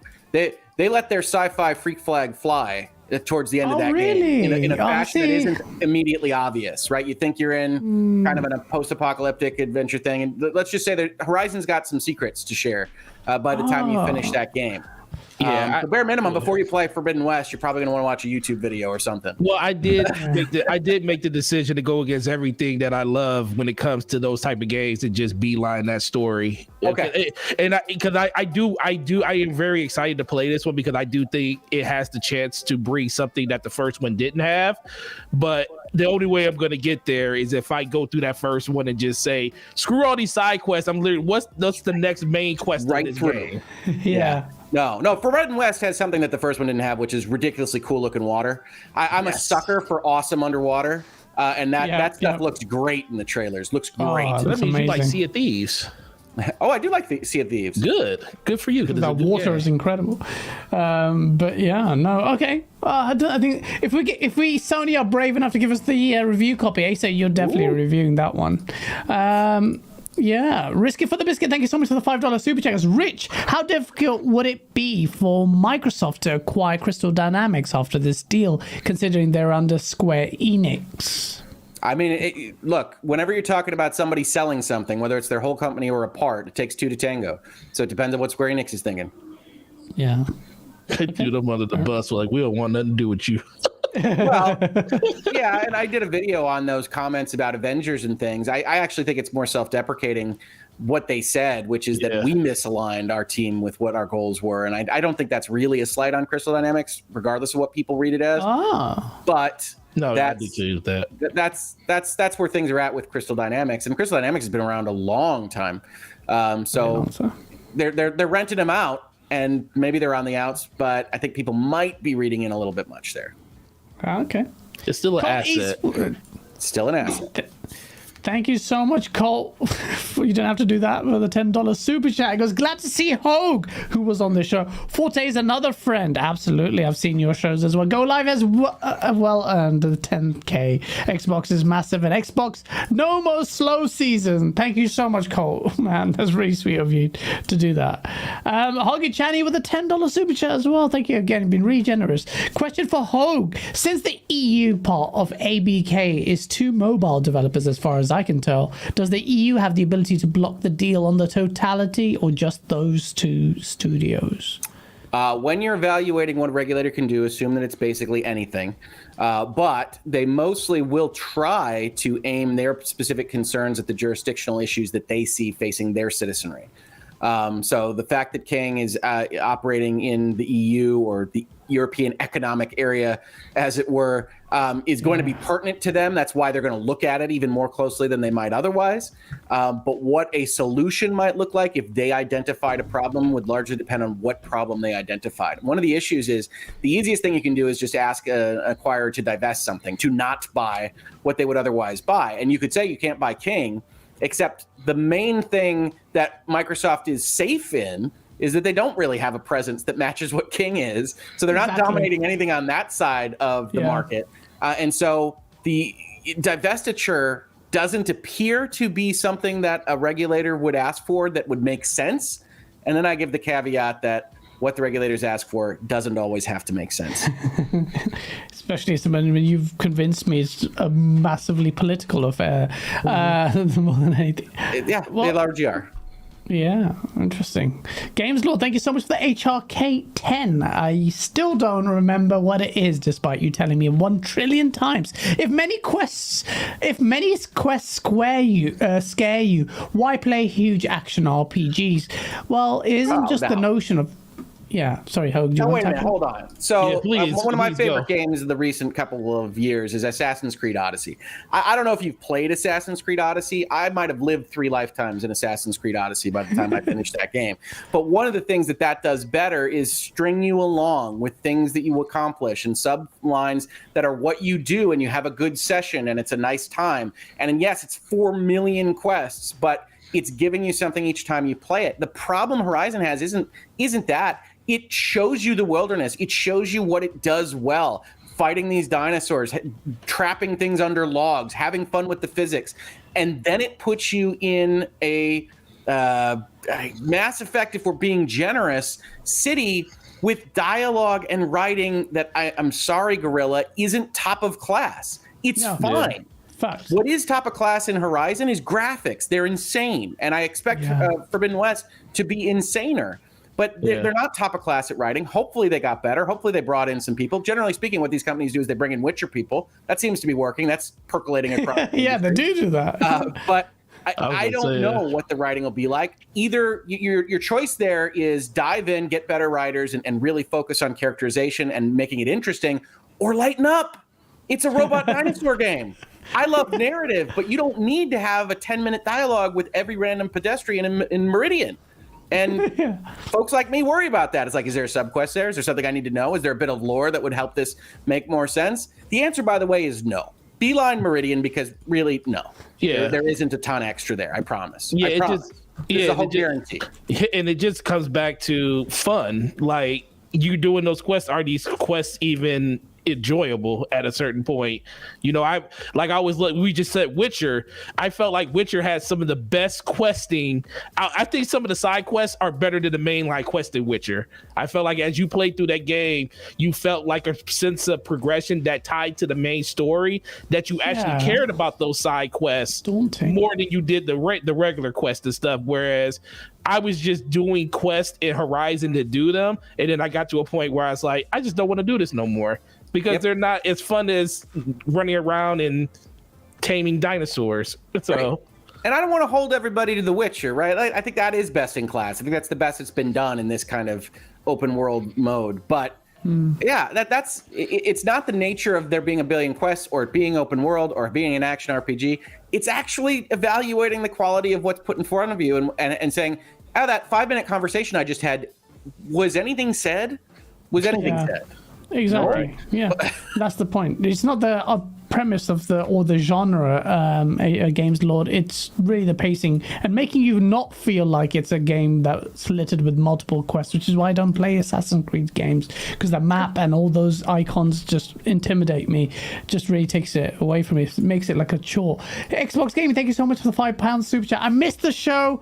Here's a $5. The show's still going, but thank you so much for that. Glinser, thank you so much for the $5 super chat. Why would you? What would y'all pick up as your best sequel ever, gents? Oh, Star Control 2. I already know the answer to mine. Mass Effect 2. Mass Effect 2, and yours, doing that deliberately. Yeah. What was yours? Oh, I said Star Control 2. I don't know how many of your folks know that one. That's an oldie but goodie from the early 1990s. If you are interested in space exploration and a dynamic open world well before everybody else was doing it, check out Star Control 2. I believe you can find it in open source as released by the makers of that game on a website called the Urquan Masters. URQUAN Masters. Works great on your computer right now. Could not recommend it more. After you play it, you'll realize why it's my number 1 game of all time. Oh, wow. Very interesting answers there. Asa, do you have a favorite sequel? No. Yeah, knew that was coming before I even asked it. JD Up, thank you so much for the $2 super chat. Got a bounce, just want to say happy birthday, Asa. Happy birthday, Asa. Finally, Asa, you get oh no, let's start that trend. HRK, thank you so much for another 10. Was targeting, I don't know what that means. He was coming after I've just copied that. No, sorry, I just copied and pasted that wrong. Was targeting Forte, lol, and Assassin's Creed Odyssey is excellent. What do you want to say to that, Forte? Oh no, yeah, I already said it. You know, Cole, Hope basically spoke to the whole thing, and I just finished it off. So exactly. Thank you so much to ACAB, ABACAB72. Thank you so much for the $5 super chat. Question: what does the panel think of gamers asking POTUS to stop the ABK deal from happening, since it's the kind of business that he wants to stop? We discussed it earlier. Thank you so much for the super chat. But it's a deep topic, and Hogue really broke it down, the philosophy, the science, the politics behind it. But it may be a sign of their intent going forward. But we want to move away from the Activision Blizzard talk, because we've done that and then some. Want to talk about this copy and paste Horizon. So J-Rock, who loves trolling people, has trolled on the internet and showed actually an excerpt of the Horizon of IGN's side-by-side comparison, where they recycled animations. I didn't think it was a big deal, but in the console war, things get ugly. Loads of publications, loads of personalities picked it up, and I just think a lot of people got angry. I kind of laughed, but also don't want to deride the good work of people that, like devs, and thought that's not a big deal. But it set the world on fire. Are PlayStation now doing this with Spider-Man? Now they're doing with God of War. They're doing a Horizon. Are they being lazy? Hogue, are they being lazy? No. There you go. Answers resolved. Would you like me to elaborate on that? No. No, I mean, look, asking people in any profession, of any capacity, to reinvent the wheel basically doesn't help your content at all. So if you want them to be working on whatever, Spider-Man, you want them to be working on Venom, you want them to be working on new robot dinosaurs, what in the world is the difference between the way that you jump off a tree or enter into a boat or what have you? I get it. I get that you want to complain about things in Twitter, obviously, in order to make your livelihood work. You just have to be tweeting at all times. But when we talk about these kinds of things, I just wonder what people think it should have done. Would it have materially changed your experience for Horizon Forbidden West for her to put her right leg over the side of the boat first or to jump over just to the left? I don't get it. So no, devs aren't being lazy. To me, devs are being smart, and that's usually a good sign that you're going to get the content that you actually want because they're not wasting their time solving problems they already solved. Yeah.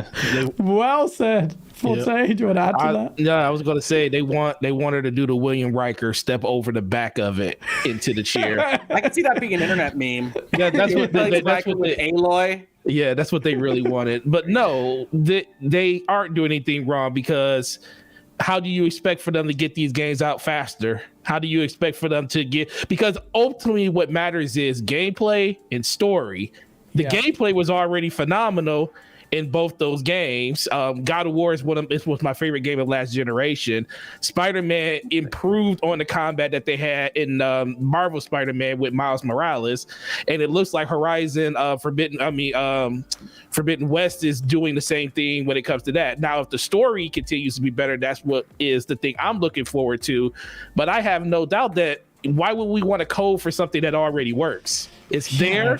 We already had the assets. We spent 5 years converting God of War from a more pulled back camera angle to being more up in your face, more visually appealing to people that play games like that.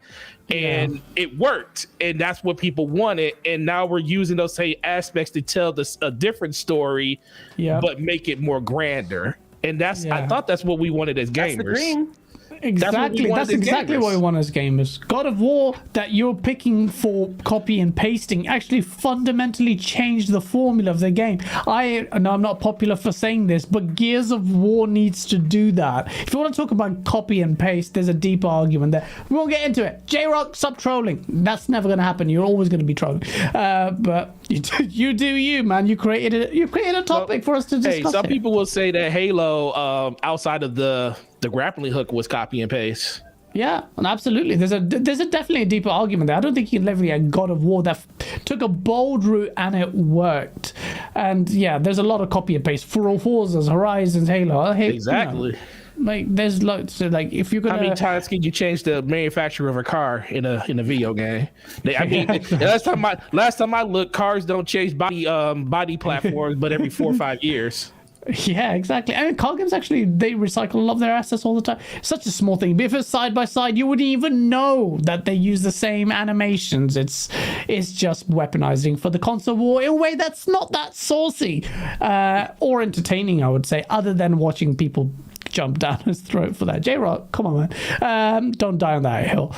Blizzard just announced a new survival game already. And I don't think they've ever ventured into a survival genre. If they do that, is this a symptom, Hogue, of the studio the studio already feeling bold enough to take risks, or this has been in the work for ages and I'm just... Well, so it's all leaked out, right? So, I mean, in terms of what we know about it, we don't know anything. I saw reports that they've actually been working on this for a while. I don't know what I don't know there. I will say Blizzard has been clearly mismanaged and running in circles for a long time. And so I think this was actually probably outside the Microsoft timeline, something that Blizzard had prepared to talk about since they aren't talking about anything else this year after we saw the delays that they were experiencing. So I think it was always kind of we're still doing things and making games and we're here. But I don't know that it actually relates to the Microsoft deal much at all. I don't know how we're supposed to react to it. It's non-existent. It's ephemeral. So what do you mean, Blizzard? What are you doing? I can't get excited about you're working on something anymore. I might have at one point. So I look at it as a non-news item. It's certainly interesting. I saw it, go by the news feed, but I don't think we can react. Now, I'm also the kind of guy that doesn't like to be hyping or excited about something for like ridiculous long periods of time. So I'm very much talk to me when you're 6 months out, and then I'll start reading previews and getting pumped. So that's where it goes. It goes in the drawer where I say, okay, they're doing that, and it'll come back whenever it's actually more close to being something I can see. Yeah, fair enough. Forte, are you excited by that or still? No, yeah, I take pretty much where Hoge's going with that. I like the fact that they're working on something new, something that's not in the existing universes that they already inhabit. It's going to be a brand new franchise, brand new world. So they're pretty much saying we're starting from scratch, and I love that premise of it in general. But until we get more information or even get a chance to see like what is even the name of the game going to be or something like that, right now we're just talking about a theory of something that is on a chalkboard somewhere with a couple of different elements that they want to talk about, around probably story and stuff, but we don't know exactly what that is. But it's good to know that they're still working. But my biggest thing is a lot of the talent that was at Blizzard isn't really there anymore. I do think that they're going to be able to bring a lot of people in from just other development houses and stuff like that, because I do think people like having names like 343 or Bungie on their resume saying that they work there to work on these big projects and stuff. So knowing that Blizzard is still a big name, and some people say, well, I could work at Blizzard and say we worked on this. And I do think that's going to attract some people because it is still a big name in gaming. But until we actually get to that point and see exactly what it could be that they're working, or at least a premise of like what kind of game it's going to be, that's when we can start really having that conversation about how exciting people are. But it's nothing right now, unfortunately. No, absolutely. Well said as well. I was saying the exact same thing about COD when someone asked me, well, why would you want to even go there? I'm like, well, that's a big name on your resume. Exactly. Going forward. So, yeah, that's a great point. Hey, why you think all those, I was going to say, why you think all those people, all those contractors wanted to work on Halo? They wanted to have Halo on the, is the reason that credit list for Halo was so long, because they wanted to be on that list. Yeah, definitely. Asa, you got anything to add on that? Blizzard, there's some valid points there. Like Forte was saying, there's always questions around not just Blizzard, but loads of classic studios from like 20 years ago that made amazing games. And you always question, like, are the next games still going to have that spark? Are they still going to have what made them magic, or have those people moved on? And you can look at studios like BioWare and ask the same question. For Blizzard, when they were at their best, when they were making fantastic games, they were very well renowned for taking like an established but quite niche genre, like a genre that had a really hardcore following, but wasn't necessarily that accessible. And they take it and they really hone in on what makes that game fun to the people that love it. And they pull that out and they cut away the stuff that's stopping it from being quite so accessible. And that's how you get things like World of Warcraft that took the MMO genre and went, well, this and this people love, but we can streamline that and chop away the rest and make the game that we want. And that was how Diablo was born, and that was how pretty much all of Blizzard's good games were born. So for them to tackle survival, that whole genre, people that love it, I know people that love it. Yeah, I don't love it. It's a bit of a chore to get into. So for Blizzard to be putting their spin on that particular genre, if you've got that Blizzard of old and if they can execute in the way that they used to, that's exciting. In terms of the announcement, I sympathise with them. It's obviously way too early to be talking about this game. At the same time, they need to recruit for this game. And sadly, publishers and developers do not have the luxury of choosing when information gets out. So they can hold on to this. They can sit on it and say, we're making this game. We're going to start recruiting for it and hope that nobody from Twitter is looking at our job recruitment pages and that no one's going to leak this information out and we can control it. Realistically, they can't. We know that they can't. So I feel for them on that one. But yeah, it's a shame. I do feel for them as well, because you want to control the narrative and announce it in the way you want, but it seems like an impossibility in the gaming space. But I'm excited by it. Well, I think I don't know what your next topic is, but I think it might be a segue into that in terms of early announcements and recruiting for people, because that was exactly the thought I had about some other announcements that happened this week. Well, can you lead with that? What's the next? I don't know which one. Star Wars? Star Wars. Yeah. So Star Wars announced 3 games. We're getting a Jedi Fallen Order sequel. That one's Maybe. not recruiting. That's not recruiting. That one's done, I think, give or take, from all the leaks. And then there's a first-person game being worked on. And there's a third one. What's the third one? I don't recall. Strategy game. The strategy game. That's all we were told. why I What don't- kind of strategy? Risk in space. Who knows? Is it Risk? Is it Total War? Is it StarCraft? Who has any idea? Make it like Red Alert 2, the best strategy game. With yeah, so only if we can get full motion video with people doing accents. that'd be amazing. Remember? I really see. We're talked about Mass Effect. You want to see my bad taste here? I have such a love for horrible full motion video from the 90s. And Command and Conquer and Wing Commander, Privateer. I was just about to say Wing Commander. You're such a legend for saying that. Wing Oh Commander was God, I crazy. love all that stuff. There was an old EA game called Operation Jumpgate that had terrible FMV that I loved to death. It was about going into a different universe and dealing with aliens and things like that. My favorite one was Sewer Shark on Sewer Sega. Shark, of Oh course. man, I love Sewer. I beat that game like 1,000 times. There was a game called It Came from the Desert where you had to fight giant ants that were attacking a desert town with full motion video. Oh man, I So could do that all good. day. I should just do a podcast about terrible full motion video games. There was a game called District Attorney that had you be a lawyer that I was playing when I was in high school, and you had to do your cases. It was all full motion video. Anyway, sorry, I digress. The point is, if you're going to do a strategy game in Star Wars, it should have cheesy Rebel Assault level full motion video, and I will buy 10 copies just to distribute out to my friends. Nice. They need to bring that back. It was so well done. Wing Commander was amazing. I can't believe that you mentioned Giant that. It's so- Kilrathi puppet thing. Oh yeah. Yeah. It's so good, so good. And yeah, Red Alert, that took it to another level. There's so many lines I can When you look at an announcement announcement like that, right? You look at an announcement like that, and it's doing two things. One, reports of the death of our relationship with Disney are greatly exaggerated. Like that's what Electronic Arts wants to get out there. We're not getting kicked off the license. We did. We lost our exclusivity, but we won't talk about that.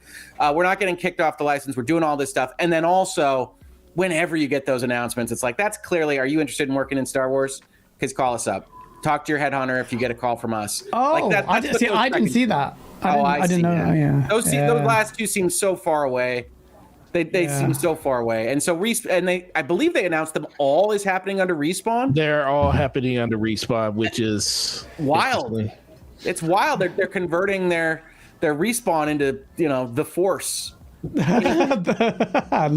Well played there.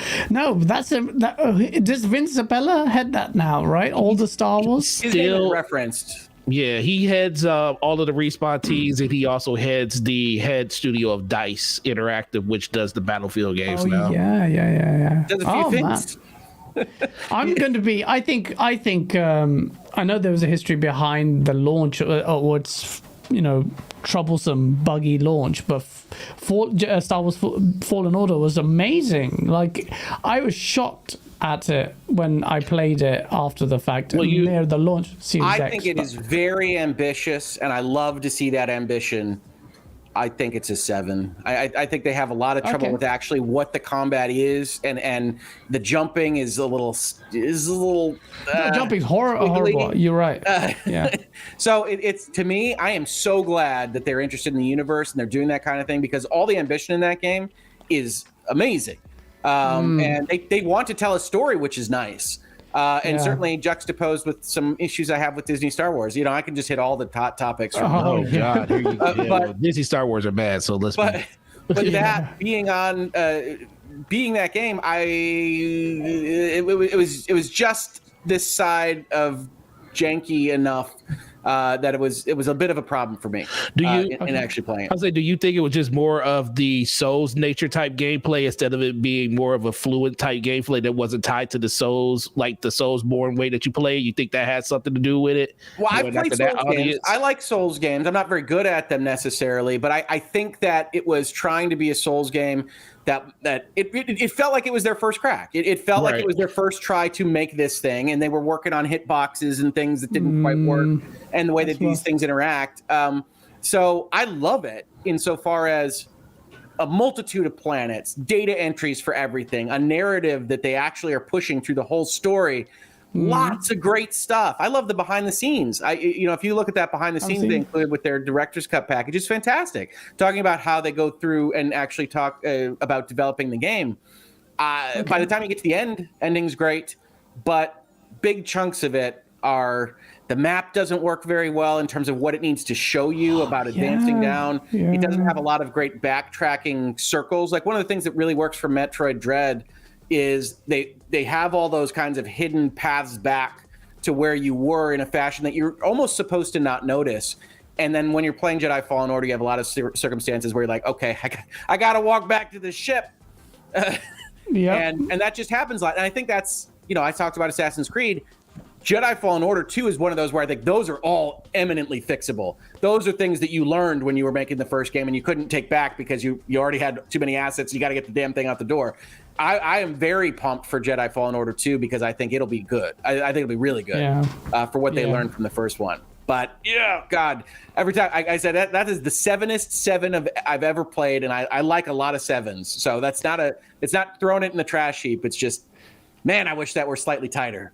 Yeah, no, fair enough. That's great. That's a good point. I would give it an 8, and I'm quite a harsh critic, but I played it after the fact, after the bugs were ironed out, and this was during the launch of the Series X. I was taken aback by how good it was. By your nail on the head. This game is going to be, I feel like the Force, I feel it is going to be way better. And if you're right that if they feel like the devs are finding their footing with the game, trying to reconcile the Soulsborne formula with the story branches. I've been looking forward to it since I finished that one. That's one that you put a pin in and you say, oh, that sequel is going to rock, because they're figuring it out, in my opinion.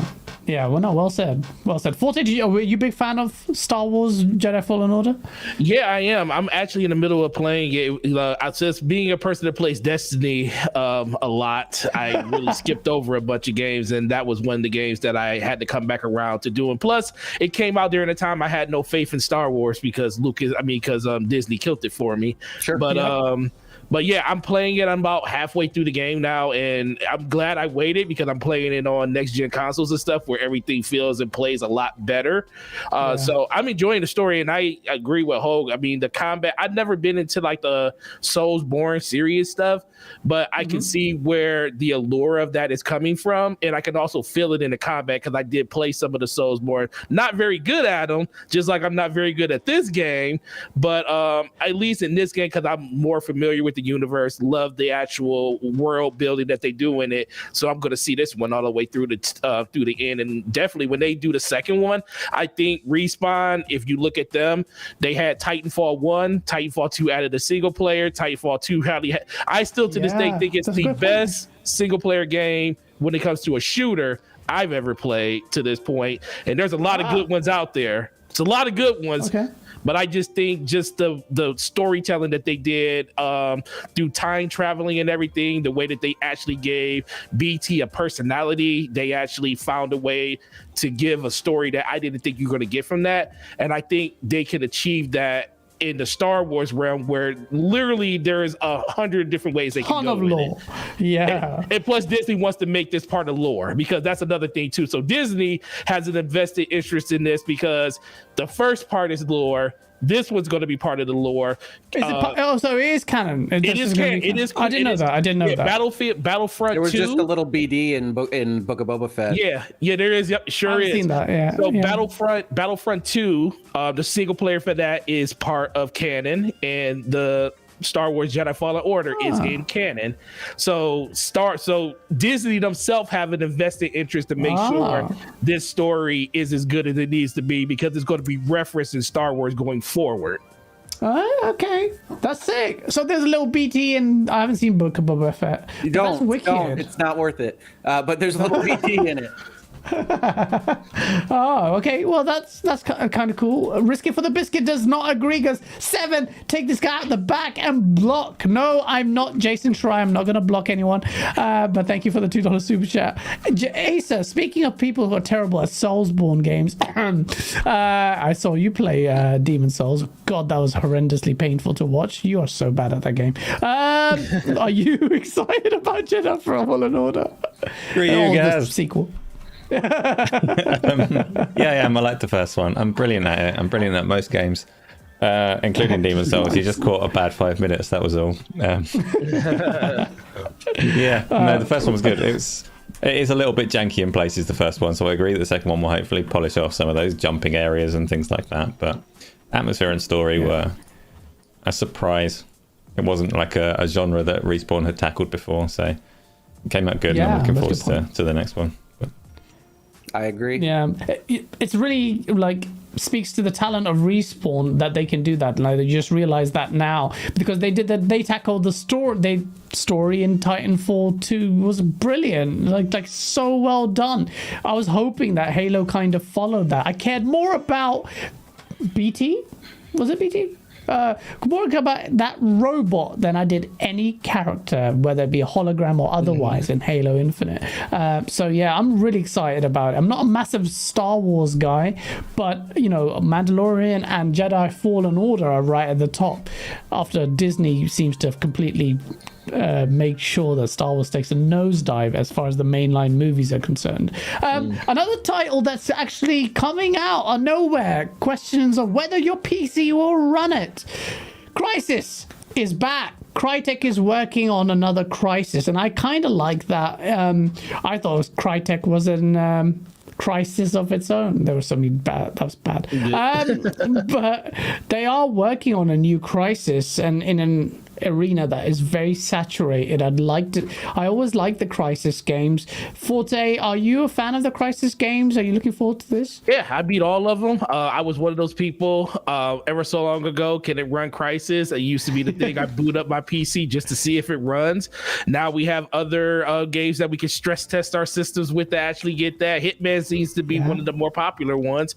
But I always liked the story. But I remember the first time I played, it's like, oh, this is really cool. And then aliens show up, and I'm like, what is up with the aliens? So so it was like one of those little twists at the end of all of them that was really, really interesting until you got to the plot of the third one and you knew exactly what was going on. It's always been a looker of a game. That's the one thing. Crysis, Crytek engine. I think they're on Crytek 4 now. Remember Rise on the Rome, one of the best looking Xbox One games that still holds up today. It still holds up today. Was a launch game for the Xbox One, was made by Crytek. So they definitely know what to do when it comes to like the fidelity of their games, the motions and stuff of their games. It just seems that they've been going through a lot of financial troubles over the course of the last generation. So seeing that they're actually going back to their wheelhouse to actually produce something that they already know how to do is a great thing. Crysis is a really good stepping stone for them. And I think it's a safe one for them because people know the name, they know the franchise. People that want to play a Crysis game will buy this game and they will at least try the game. That is something they will do, versus if they try to go out and do something new, no one would really know exactly how to take the game that they're playing. So I think this is just a chance for them to like get themselves back on their feet, show people that we still are a name in gaming when it comes to like FPS games, because that's what Crysis is. And I think that will be the best entry for people to get back knowing what Crysis or Crytek is about. Definitely. Yeah, and you're right. They're finding their footing. I think that's exactly what... They can't take risks now. They seem like they're on iffy footing anyway, financially. But yeah, this is the way, especially if they can bring back the will it run Crysis conversations, because that alludes to something that is a title heavyweight in its visual. Literally got people buying your game that don't even want to play it at that point. yeah, exactly. That's literally what was happening with Crysis 1. They just bought it because, how do I stress test my PC? Oh, Crysis, how much is it? $50. Okay. That's they were PC guys. They never paid £50 for the $50. No, you're right, they won't do pirate. They should, but they won't. Yeah, they should. Kogue, did you ever play the Crysis games? Yes, but not on PC. I was a lowly console player who was playing horrible versions. until the remasters came out. I mean, I'll say, to me, there's a couple things going on. One, that announcement's clearly a hiring announcement. We've talked about that in a couple of contexts now. Two, again, I didn't pick up on it. I'm not sure. I'm not sure that the Crysis name actually has the cachet with the folks that might otherwise have the disposable income to buy these things. Yes, our age group and around us will get it. Yeah. But Crysis 3 came out a decade ago. Crysis 2, Crysis 1, obviously before that. So I think it'll be something that could be good. And certainly I think Crytek needs it. They've had the licensing issues. They've had the engine issues. These are prominent lawsuits. They've been in virtual legality before for things that have been happening with their company. I always felt Crysis was more of a tech demo than like a first-person shooter that I really got invested in. A little bit hollow on the edges there to me. But I did like, it almost has a Predator feel. The first one does. Aliens in the jungle and going through with the military operation that goes terribly wrong. So I like that. 2 had that awesome score. I think they actually had, what is it? Is it Hans Zimmer that winds up doing the music? Hans Zimmer, really? I don't remember it now. It's been a while. It's strong drums. Music's a big part of what I like in video games and movies. So I remember that. But it was never a first-person shooter that really drove me. I think at that point in time, I was probably more into like the BioShocks of the world. Definitely, yeah. Not fair enough. BioShock Infinite. Ooh, such a good game right there, bro. That is. Someone, who is it? Colt doesn't like BioShock Infinite. Or Colt likes it. I don't know what's wrong. I was about to say I don't know what's wrong if you don't like it. There's always a lighthouse and there's always a girl. I have trouble going through the Troy Baker library because I'm just a little burnt out on Troy. So I mean that's just where I sit. I apologize. That's not your fault. You literally is in every keep game. Getting work, my man. It's every game. It's literally in every game. I don't know how you can avoid them. It's not wrong. I'm booting up the remaster of Uncharted 4, and I'm like, oh God, you're the brother. I forgot. Okay, cool. Talk about consolidation. He consolidated the whole voice industry there. So thanks a lot. Uncharted 4 is what? It's Nathan Drake and his brother are. I've lost their names. Talking about what's his name? Nolan. Sam's the brother. Nolan North. Yes. Nolan North. Yeah. Yeah. So it's like, well, they're just talking to each other. It's just the 2 biggest voice actors having that. It's fine. All in the same game. It's fine.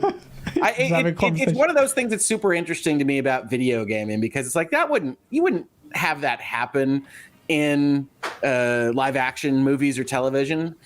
He says to himself while watching Spider-Man in a new trailer for Uncharted and something that seems wildly incongruous for Tom Holland. But I wish there were more variety in voice actors. And I don't say that to take away their jobs. Good on you. That's awesome that you can go get that. But Troy Baker's a tremendously gifted voice actor, but after you hear his 7 voices or whatever, you can hear it every time. And since he's so prominent, I can see his face, and that's not great. Yeah, that's a problem. That might be a problem for him actually there because people are getting fatigued. But I don't know. But you're right though. The voice industry, hire safe. He's our I don't blame him. It's not a blame thing. Obviously, I'm not going to not buy it for that. So that's how they evaluate that. But it's like, well, okay. So I play this game as Troy Baker. I'll play this game as Nolan North. I'll play this game as Nolan North and Troy Baker. All right. Throw in some Laura Bailey. We got him covered. It's all good. Good old Laura Bailey. I haven't missed the super chats. I'm going to read them just now. But for the first one, kind of takes it off topic. Before we go and read that, Asa, are you a Crysis fan? I know for a fact that whatever Crysis 4, 5, whatever it is, your PC will run it. But are you a fan of that? Oh, it's interesting, for fact. So this comes right back to what Forza was saying about Blizzard. They've got the studio name and they've got the IP. But the studio that made Crysis and 2 and 3, they were decimated for talent. A lot of them are long gone. Crysis, the Crytek engine, was a potentially a massive rival to the Epic engine, Unreal Engine, for a while, back when the Xbox One came out. But it fairly well dropped off a cliff. Amazon invested a lot of money in buying a branch of it, which pretty much saved Crytek from going completely under. But I mean, their most recent game, Hunt Showdown, is not a visually impressive title in any way. I know, so General C loves playing it. It's got its fan base, but it's not pretty. So can they reignite that spark? Can they do a Crysis game that is a can you run it experience, or even just a good first person shooter? Hope so. But there's massive questions over it. Anything that studio does is not a given right now. So same for Rise 2. I liked Rise, the first one, more than most people. I think that game starts pretty strong. It drops off a cliff at some point in the story and goes, yeah, but it was an impressive game. It was a showpiece and it did quite a lot, quite well. But I just don't recognize the studio anymore. So for Crysis 4, very much wait and see. Hope so. Yeah, no, I didn't know about the talent migrating. Or Amazon buying a chunk of their whatever. So Amazon bought a branch of their engine. So they took the Crytek engine and they bought a branch of it so that they could do their own development on it. But essentially, they bought the source of the engine as it stood at a point in time, so that they could branch it off into their Lumberjack engine, which they've done very little with. Amazon hasn't done much with it at all in quite a long time now. Yeah. But. Fair enough. I hope they can do it. I think they've got it backs against it, especially now that I'm hearing what both of you gents have said about the studios. Then maybe perhaps it's going to be hard. I do want the ideal Crysis game would be a visual stunner, but with a story to boot, because Crysis, despite its visual fidelity and technical prowess, failed quite. I remember its failings in the gameplay and story department. Cannot repeat that, and getting that right is hard. I mean, bloody Halo Infinite, look at it, couldn't get the story right at all. But yeah, before I get raked through the coals again. Well, let's just remember that most of these studios, if we want to be on the optimistic side of it, most studios now that have old IPs like this, the people that started them are not the same people that are making the new ones. Yeah. You know, it's just like you just talked about Halo. Like 343's been working on it for 10 years, but we forget that it wasn't 343 that started it. Same thing with the Call of Duties. They were started by Zip Pella, who's making Star Wars games now. And you know, and as much as we say that those games are going to fall off a cliff, sales wise, they never do. So. We got to remember that just because there's always going to be new developers out there that love the craft enough to want to be part of something special like a game like that. And they'll be like, hey, I want this game to be the thing that's going to melt your PC. And they're going to go into that conversation. Maybe, and they're going to go into those boardrooms saying, how do we do this? And they're going to build the teams to be able to do it. So I'm pulling for them to do it because it would be nice to be able to have a game like that back in everybody's, in their overall thought process of all the games that's coming out.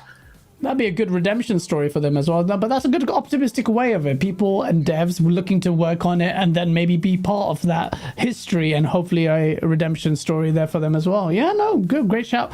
I like to be optimistic as well. Let's see. I'm not writing off anything. Neither should anyone. And I'm just going to round out by just reading the super chats and then one final topic. Tinatenda Mungoshi, thank you so much for the £2 super chat. Who has the best 2022 lineup? Xbox, PlayStation, or Switch? I wouldn't even dare tackle this. Hogue, do you want to say something? No, I don't. I have to be honest with you, because I don't actually look that far ahead on these kinds of things. I have no idea. I don't know what Microsoft is releasing this year, frankly. So I don't. To me, right this second, I know people are excited about February and a big month of releases in that month. I don't. I think we're still in kind of a period where the games just come out and it's not that kind of blow you away set of AAAs, not when the Switch launched and they did one every month. It's not that kind of year. So I don't know what the future holds. I think a lot of these companies are holding their cards to their vest for the holiday seasons now, which is good. I think you get those closer releases. I don't think I knew about, say, Guardians of the Galaxy until it was 2 months out from releasing. That turned out to be my game of the year last year. So I hold out on what's going to be best for any of these platforms. I'm enjoying what I'm playing right now. I've got Arceus on the Switch. I'm playing Extraction on the Xbox. I'm playing the Uncharted remaster on the PlayStation. It's all good. Yeah, no, fair enough. Forte, any 2022, which platform do you think will have the best lineup? Same. It just comes down to, I mean, we don't know enough. It's so early in the year. Microsoft has a lot of games planned. Like, they have two major ones in Redfall and Starfield at the end of the year. We don't know if Forza is going to come out. Motorsport's going to come out this year. So if you think about it, Xbox and PlayStation are going to be jockeying for position, but we also don't know what Nintendo's going to be doing. The rumors of Breath of the Wild 2 could it hit this year. I'm telling you right now, if Breath of the Wild 2 comes out and is anything like the first one and they improve that open world, it's going to be pretty hard to one game by itself can rule the whole year. Their launch lineup is just Breath of the Wild 2. It's just Breath of the Wild. It literally, that's all they need to release it, as long as they can fix the open world issues that people had in the game. Don't undersell Splatoon 3 baby. Hogue House is looking forward to Splatoon 3. That's a rumor too. So it's just so many games. That game is coming out this year. You think so? I think they've said that. Did they say it this year? Oh well, yeah. My daughter plays Splatoon 2 every day. So my daughter plays Splatoon 2 every day too. Every day. She's playing Arceus today. I literally just re-up my Nintendo Online for a whole nother year just so she could cover the ground in Don't color. undersell Splatoon. Yeah. So I think it's an interesting question, but no one really knows. I think honestly, it could be a game that hasn't even been announced yet, that they're going to say at the last minute is coming, and we'll be super surprised. I see all the Starfields in the chat, by the way. Let me tell you something.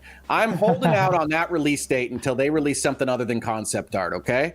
That's just my rule. If you're just going to have concept art tweets, yeah, they showed an in-engine teaser. Come on now. You're going to have to show me somebody playing the game before I realize before I come to accept you're releasing this year. Yeah, fair enough. I would also chat in support and say Starfield, but I don't know yet. Sure. Starfield, hey, I'm looking forward to a brand new Bethesda single-player role-playing game that they've clearly poured all their resources into forever, but I'm just not sure it's releasing this year. Hopefully not. I hope it does, because then it's really barren for Xbox, other than that's the big heavy hitter for Xbox as well. So yeah, let's see. Risky for the biscuit, thank you so much for the £5 super chat. I didn't forget the Horizon. He says Horizon is boring. It has poor pacing. Instead of reinventing the wheel, they should focus on pacing the story so I don't get bored. I think this was a big key criticism of the first game. I remember the reviews were coming out. There was the pacing and a lot of the Assassin's Creed nature of it.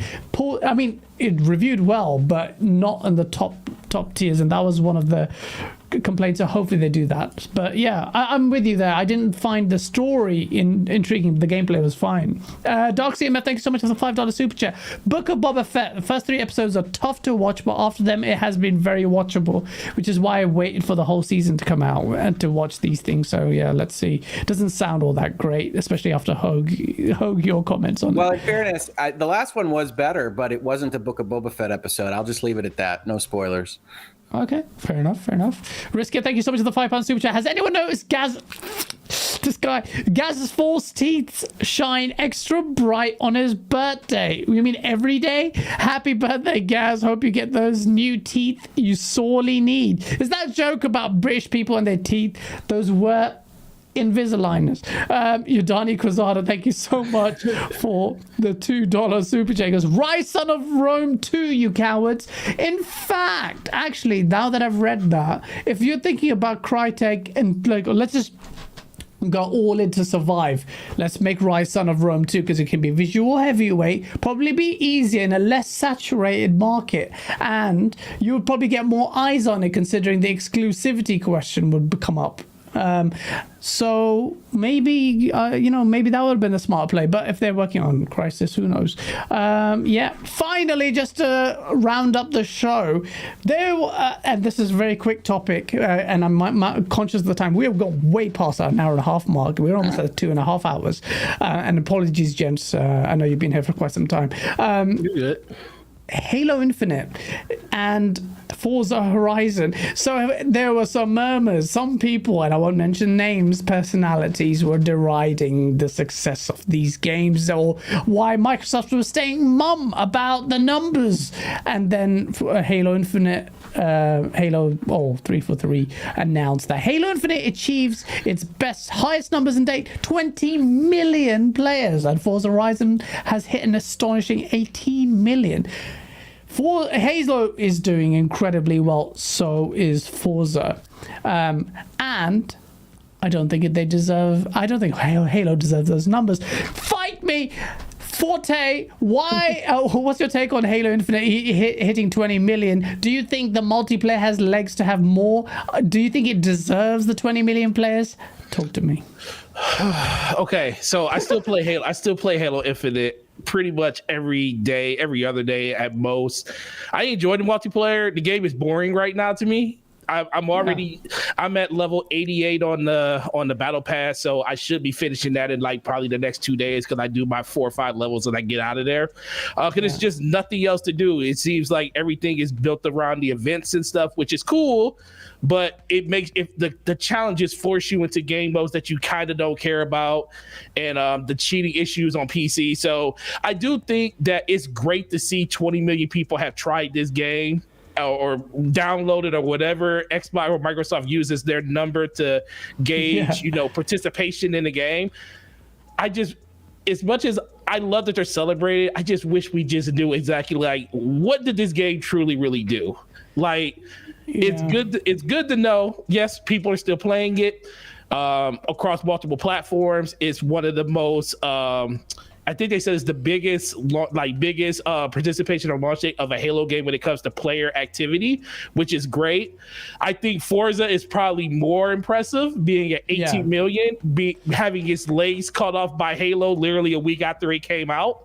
Yeah. So I'm more impressed with the 18 million from that. I just think with Halo, 343 just has a lot of work ahead of them when it comes to just building out features in that game that people are missing, because that could easily be 40, 50 million if co-op was there.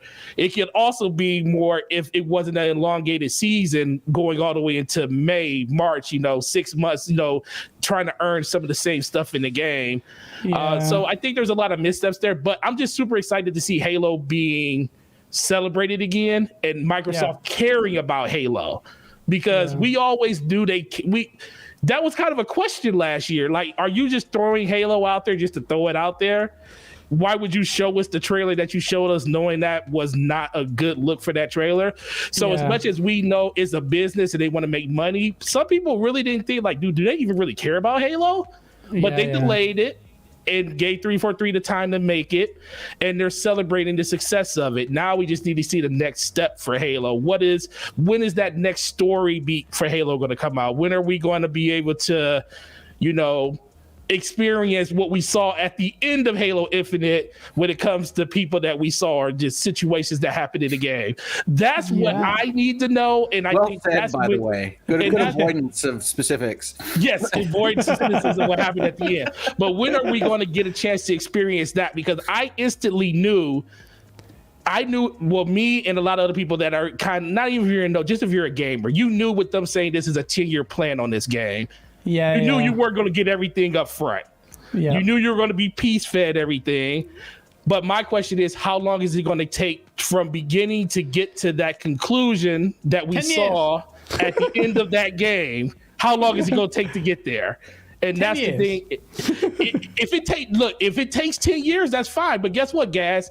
They have to make that 10 years seem like it flew by, and the only way they're going to do that is by giving consistent content on a regular basis, once every 6 months or something like that. Who knows? But it just has to be substantial enough to get people in, and that number will not just be 20 million. It could be 50, 60 million people concurrent. Something like Call of Duty and all these other games see on a consistent basis, and that will grow with Game Pass, I believe, and it will just be time until it actually happens.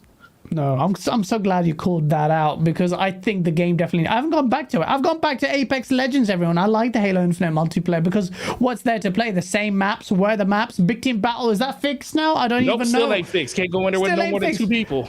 That's a massive bloody failure by that. See, 343 are immensely talented and not at the same time, because they have all these problems. And I can rant about it, but this is not about me, it's about the guests. Hogue, what's your take on Halo Infinite? The end, not the story, but the numbers and the future. An analysis of Halo Infinite's ending and story. So you give those numbers and a couple of things jump out at me. One, Forza Horizon 5 deserves every bit of every person that plays that game. Horizon is great. Horizon has always been great, and its presence on Game Pass, I think, is a fantastic thing for anybody that wants to pop into those things. Horizon, I'm a corporate lawyer. I get stressed out. Horizon has been my favorite chill out, party in a box type game since maybe Horizon 2. That you go, you play it, you get great music, you're playing, you get into the zone, you're following the lines, you're having a good time for a half hour, and you feel refreshed after it. It has a very special place in my heart. I love Horizon. So good on you, Playground. Good on you, Microsoft. Halo, I have memories of sitting in lines that go around the entire mall infrastructure to get to Halo 2 and playing I Love Bees and doing those kinds of things way back in the day. Halo Infinite was maybe my biggest disappointment of last year. And primarily because I just don't think it ever felt like it was epic. It didn't capture the magic and wonder and majesty of Halos 1 through 3. And to some extent 4 and 5, to be honest. 4 and 5 felt like 343 were striving and failing. But this one felt like, okay, we have to solve the technical problem of the open world. And I think they did. I think they came up with a method that Halo can work.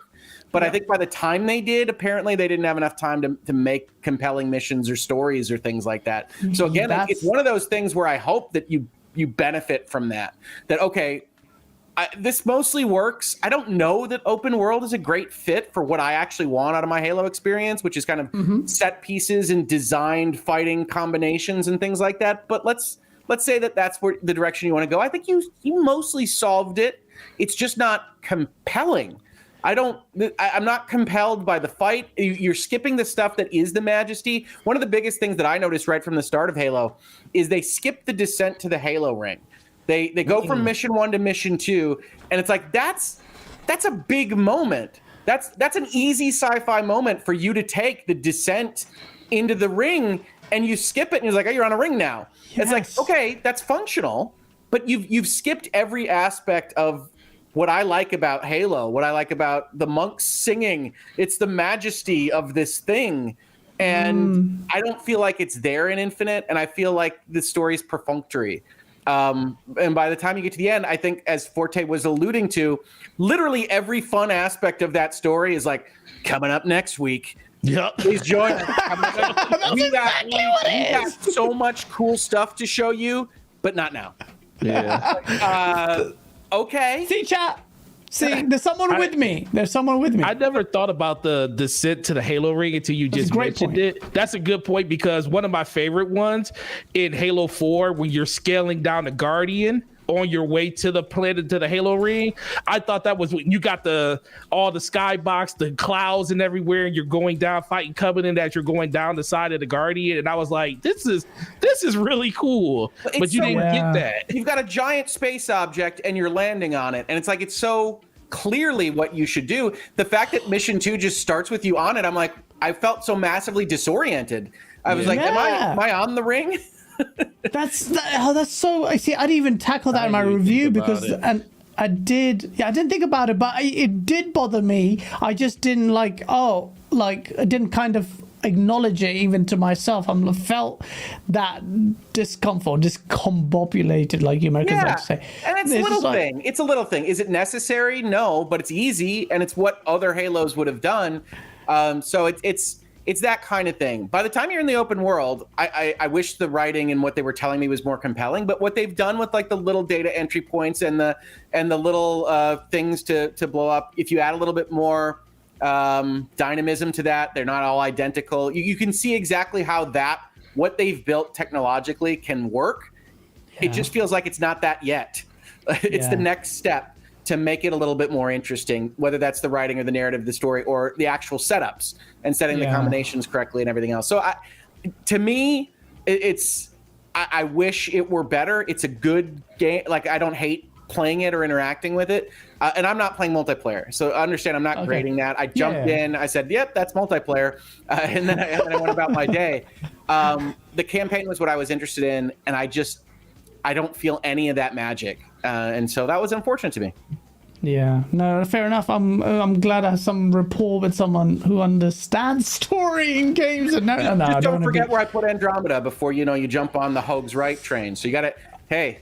I take it back. I've turned around now because he's now joined me. Andromeda is the best game ever, even though I haven't played it. Risk it.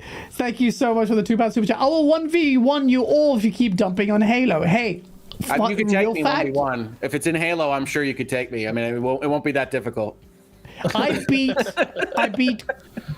I beat Colt, Kid Smooth, and Hoggy Channy 3v1 on Halo Infinite multiplayer. Do you want to fight me? Let's go for it. Okay, I'm not that good at it. Me. Oh man! But I will do it. I'll race you. I'll race you. Racing. I'm terrible at races. Don't race me.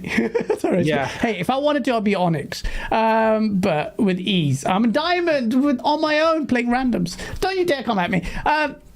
I digress. My pride is taken over. Asa, what's your take on Halo Infinite achieving 20 million numbers of Forza? I kind of can guess what you're going to say, but what's your take on this? Do you know, Gaz, I've been thinking about this, and I'm going to be completely honest. I'm actually all right at Demon Souls.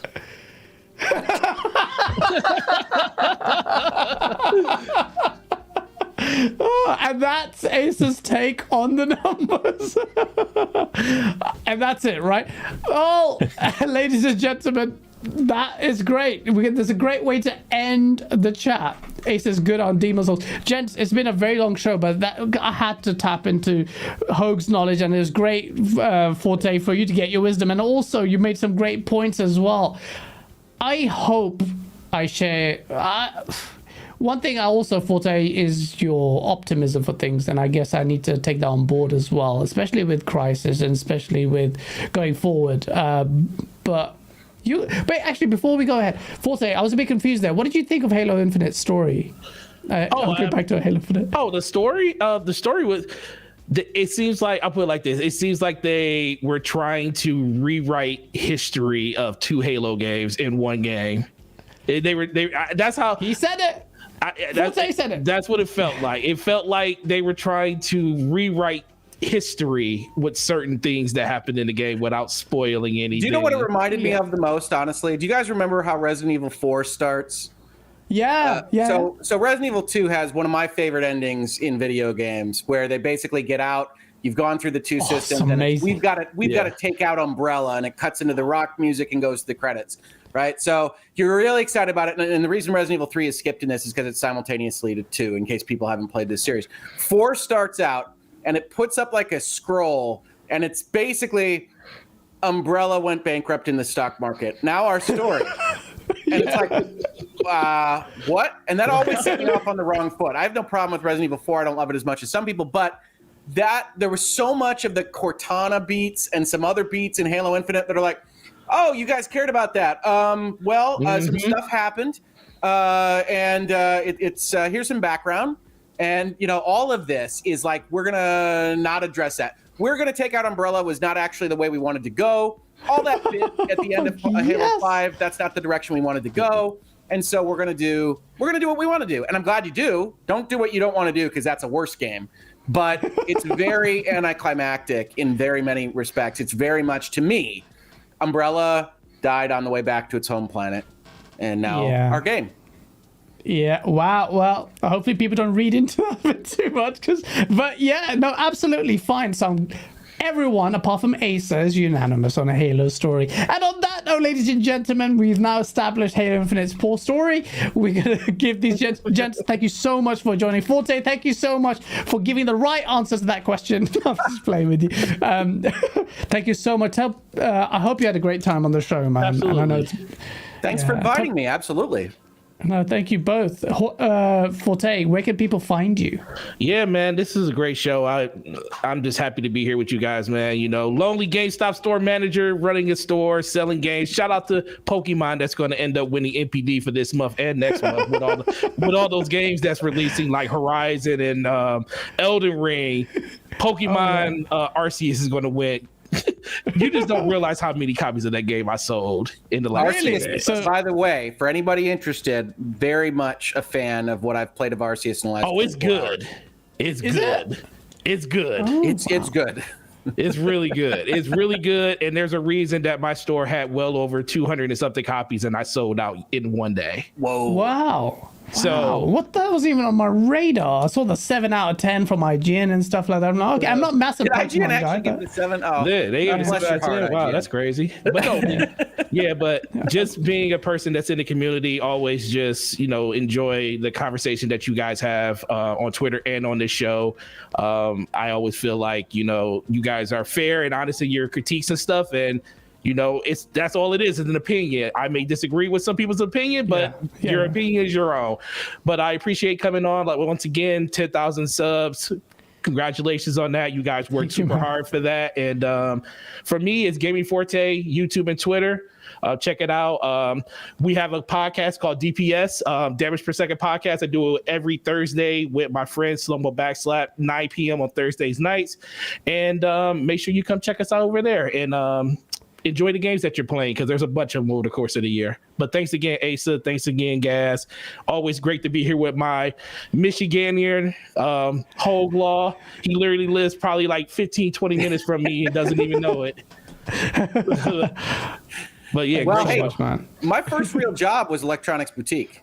So I love that stuff. That stuff is hard, man. Well, when More you're power ready to to, you. so when you're ready to buy a physical copy of a game, which you probably don't do anymore, make sure you come to Hall Road in Shaner, because that's where I'm at. All right.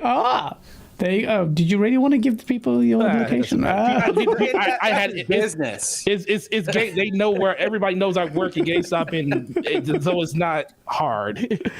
Oh shit! I don't do anything stupid on the internet to make people mad anyway, so I'm good. That's true. That's true. I can't definitely give my location, but I'm always pissing people off. But yeah, thank you so much. I'm gonna hope you had a great time. Thank you so much, Hogue. Last but certainly not least, man, you are supremely intelligent. I'll keep saying that, and I believe it. Thank you so much for. And you saw from the super chats, people wanted to pick your brains. Sure. You are. I think that's great. It's great to get your knowledge. I learned certainly a lot. I hope you had a great time on the show, and I hope there's something more. Well, hope is what you gave us. Positive hope, positivity in the light of consolidation, in light of Crysis, the game, not Crysis, the thing.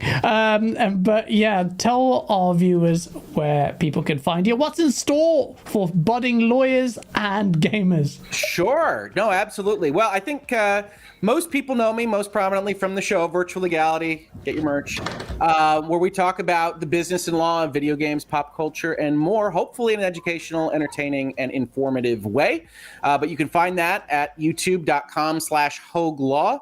And we're at episode, I want to say like 620 episodes of Virtual Legality. And we're just after our 3rd anniversary. So come join the party. We're Patreon supported. We have a lot of great stuff that you can check out over there. We just did a video on NFTs, so please leave your comments about how much you hate right there. I think there's a space for you amongst my regular commentators about how wrong I am. So I always appreciate that. YouTube does too. Downvotes are welcome. But other than that, you can find me on Twitter talking a little bit more in breadth about other things, my Michigan sports teams, whatever else floats my boat. I do capsule reviews of shows and movies I'm watching and things like that. You can find that in the same place, twitter.com/Hogue Law.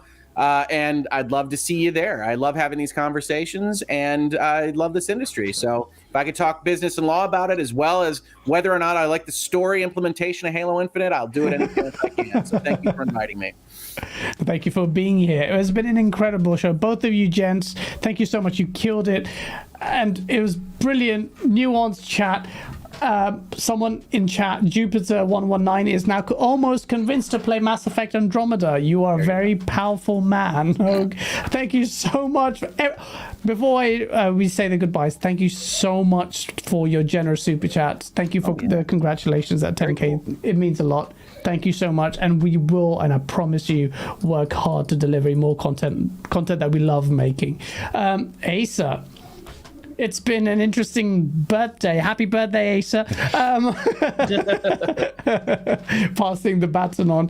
What's in store for your fans other than watching you play very well on Demon Souls? Not very well. I'm adequate. I'm all right at Demon Souls, but like I said from the onset of this one, I said like new guests, interesting new perspectives, and it was a fascinating show, I think. So thank you both for coming along, and thank you everyone in chat as well for participating. Apart from all these weird spam bots, I'm going to visit all of your websites right after the show. Don't you worry. Yeah, I'm going to be. You won't need a Viagra pill. That's what. Okay. Yeah, no, I'm going to be carrying on with Demon Souls. I'm going to be running around on my treadmill, playing my VR stuff. I just started Fallout 4 VR again yesterday. It's quite a big world to run around, so I'm going to get fit and healthy. And come join me there sometime on my Twitch channel. But yeah, thanks everyone. Wow, maybe that's what I need to do to lose weight is start playing games in VR and literally run about. But everyone in chat, thank you so much. We've got a lot in the works and a special episode of Source to commemorate the 10K. Your support means everything. Please smash the like button if you enjoyed the show, and we will see you very soon. Please take care. Peace.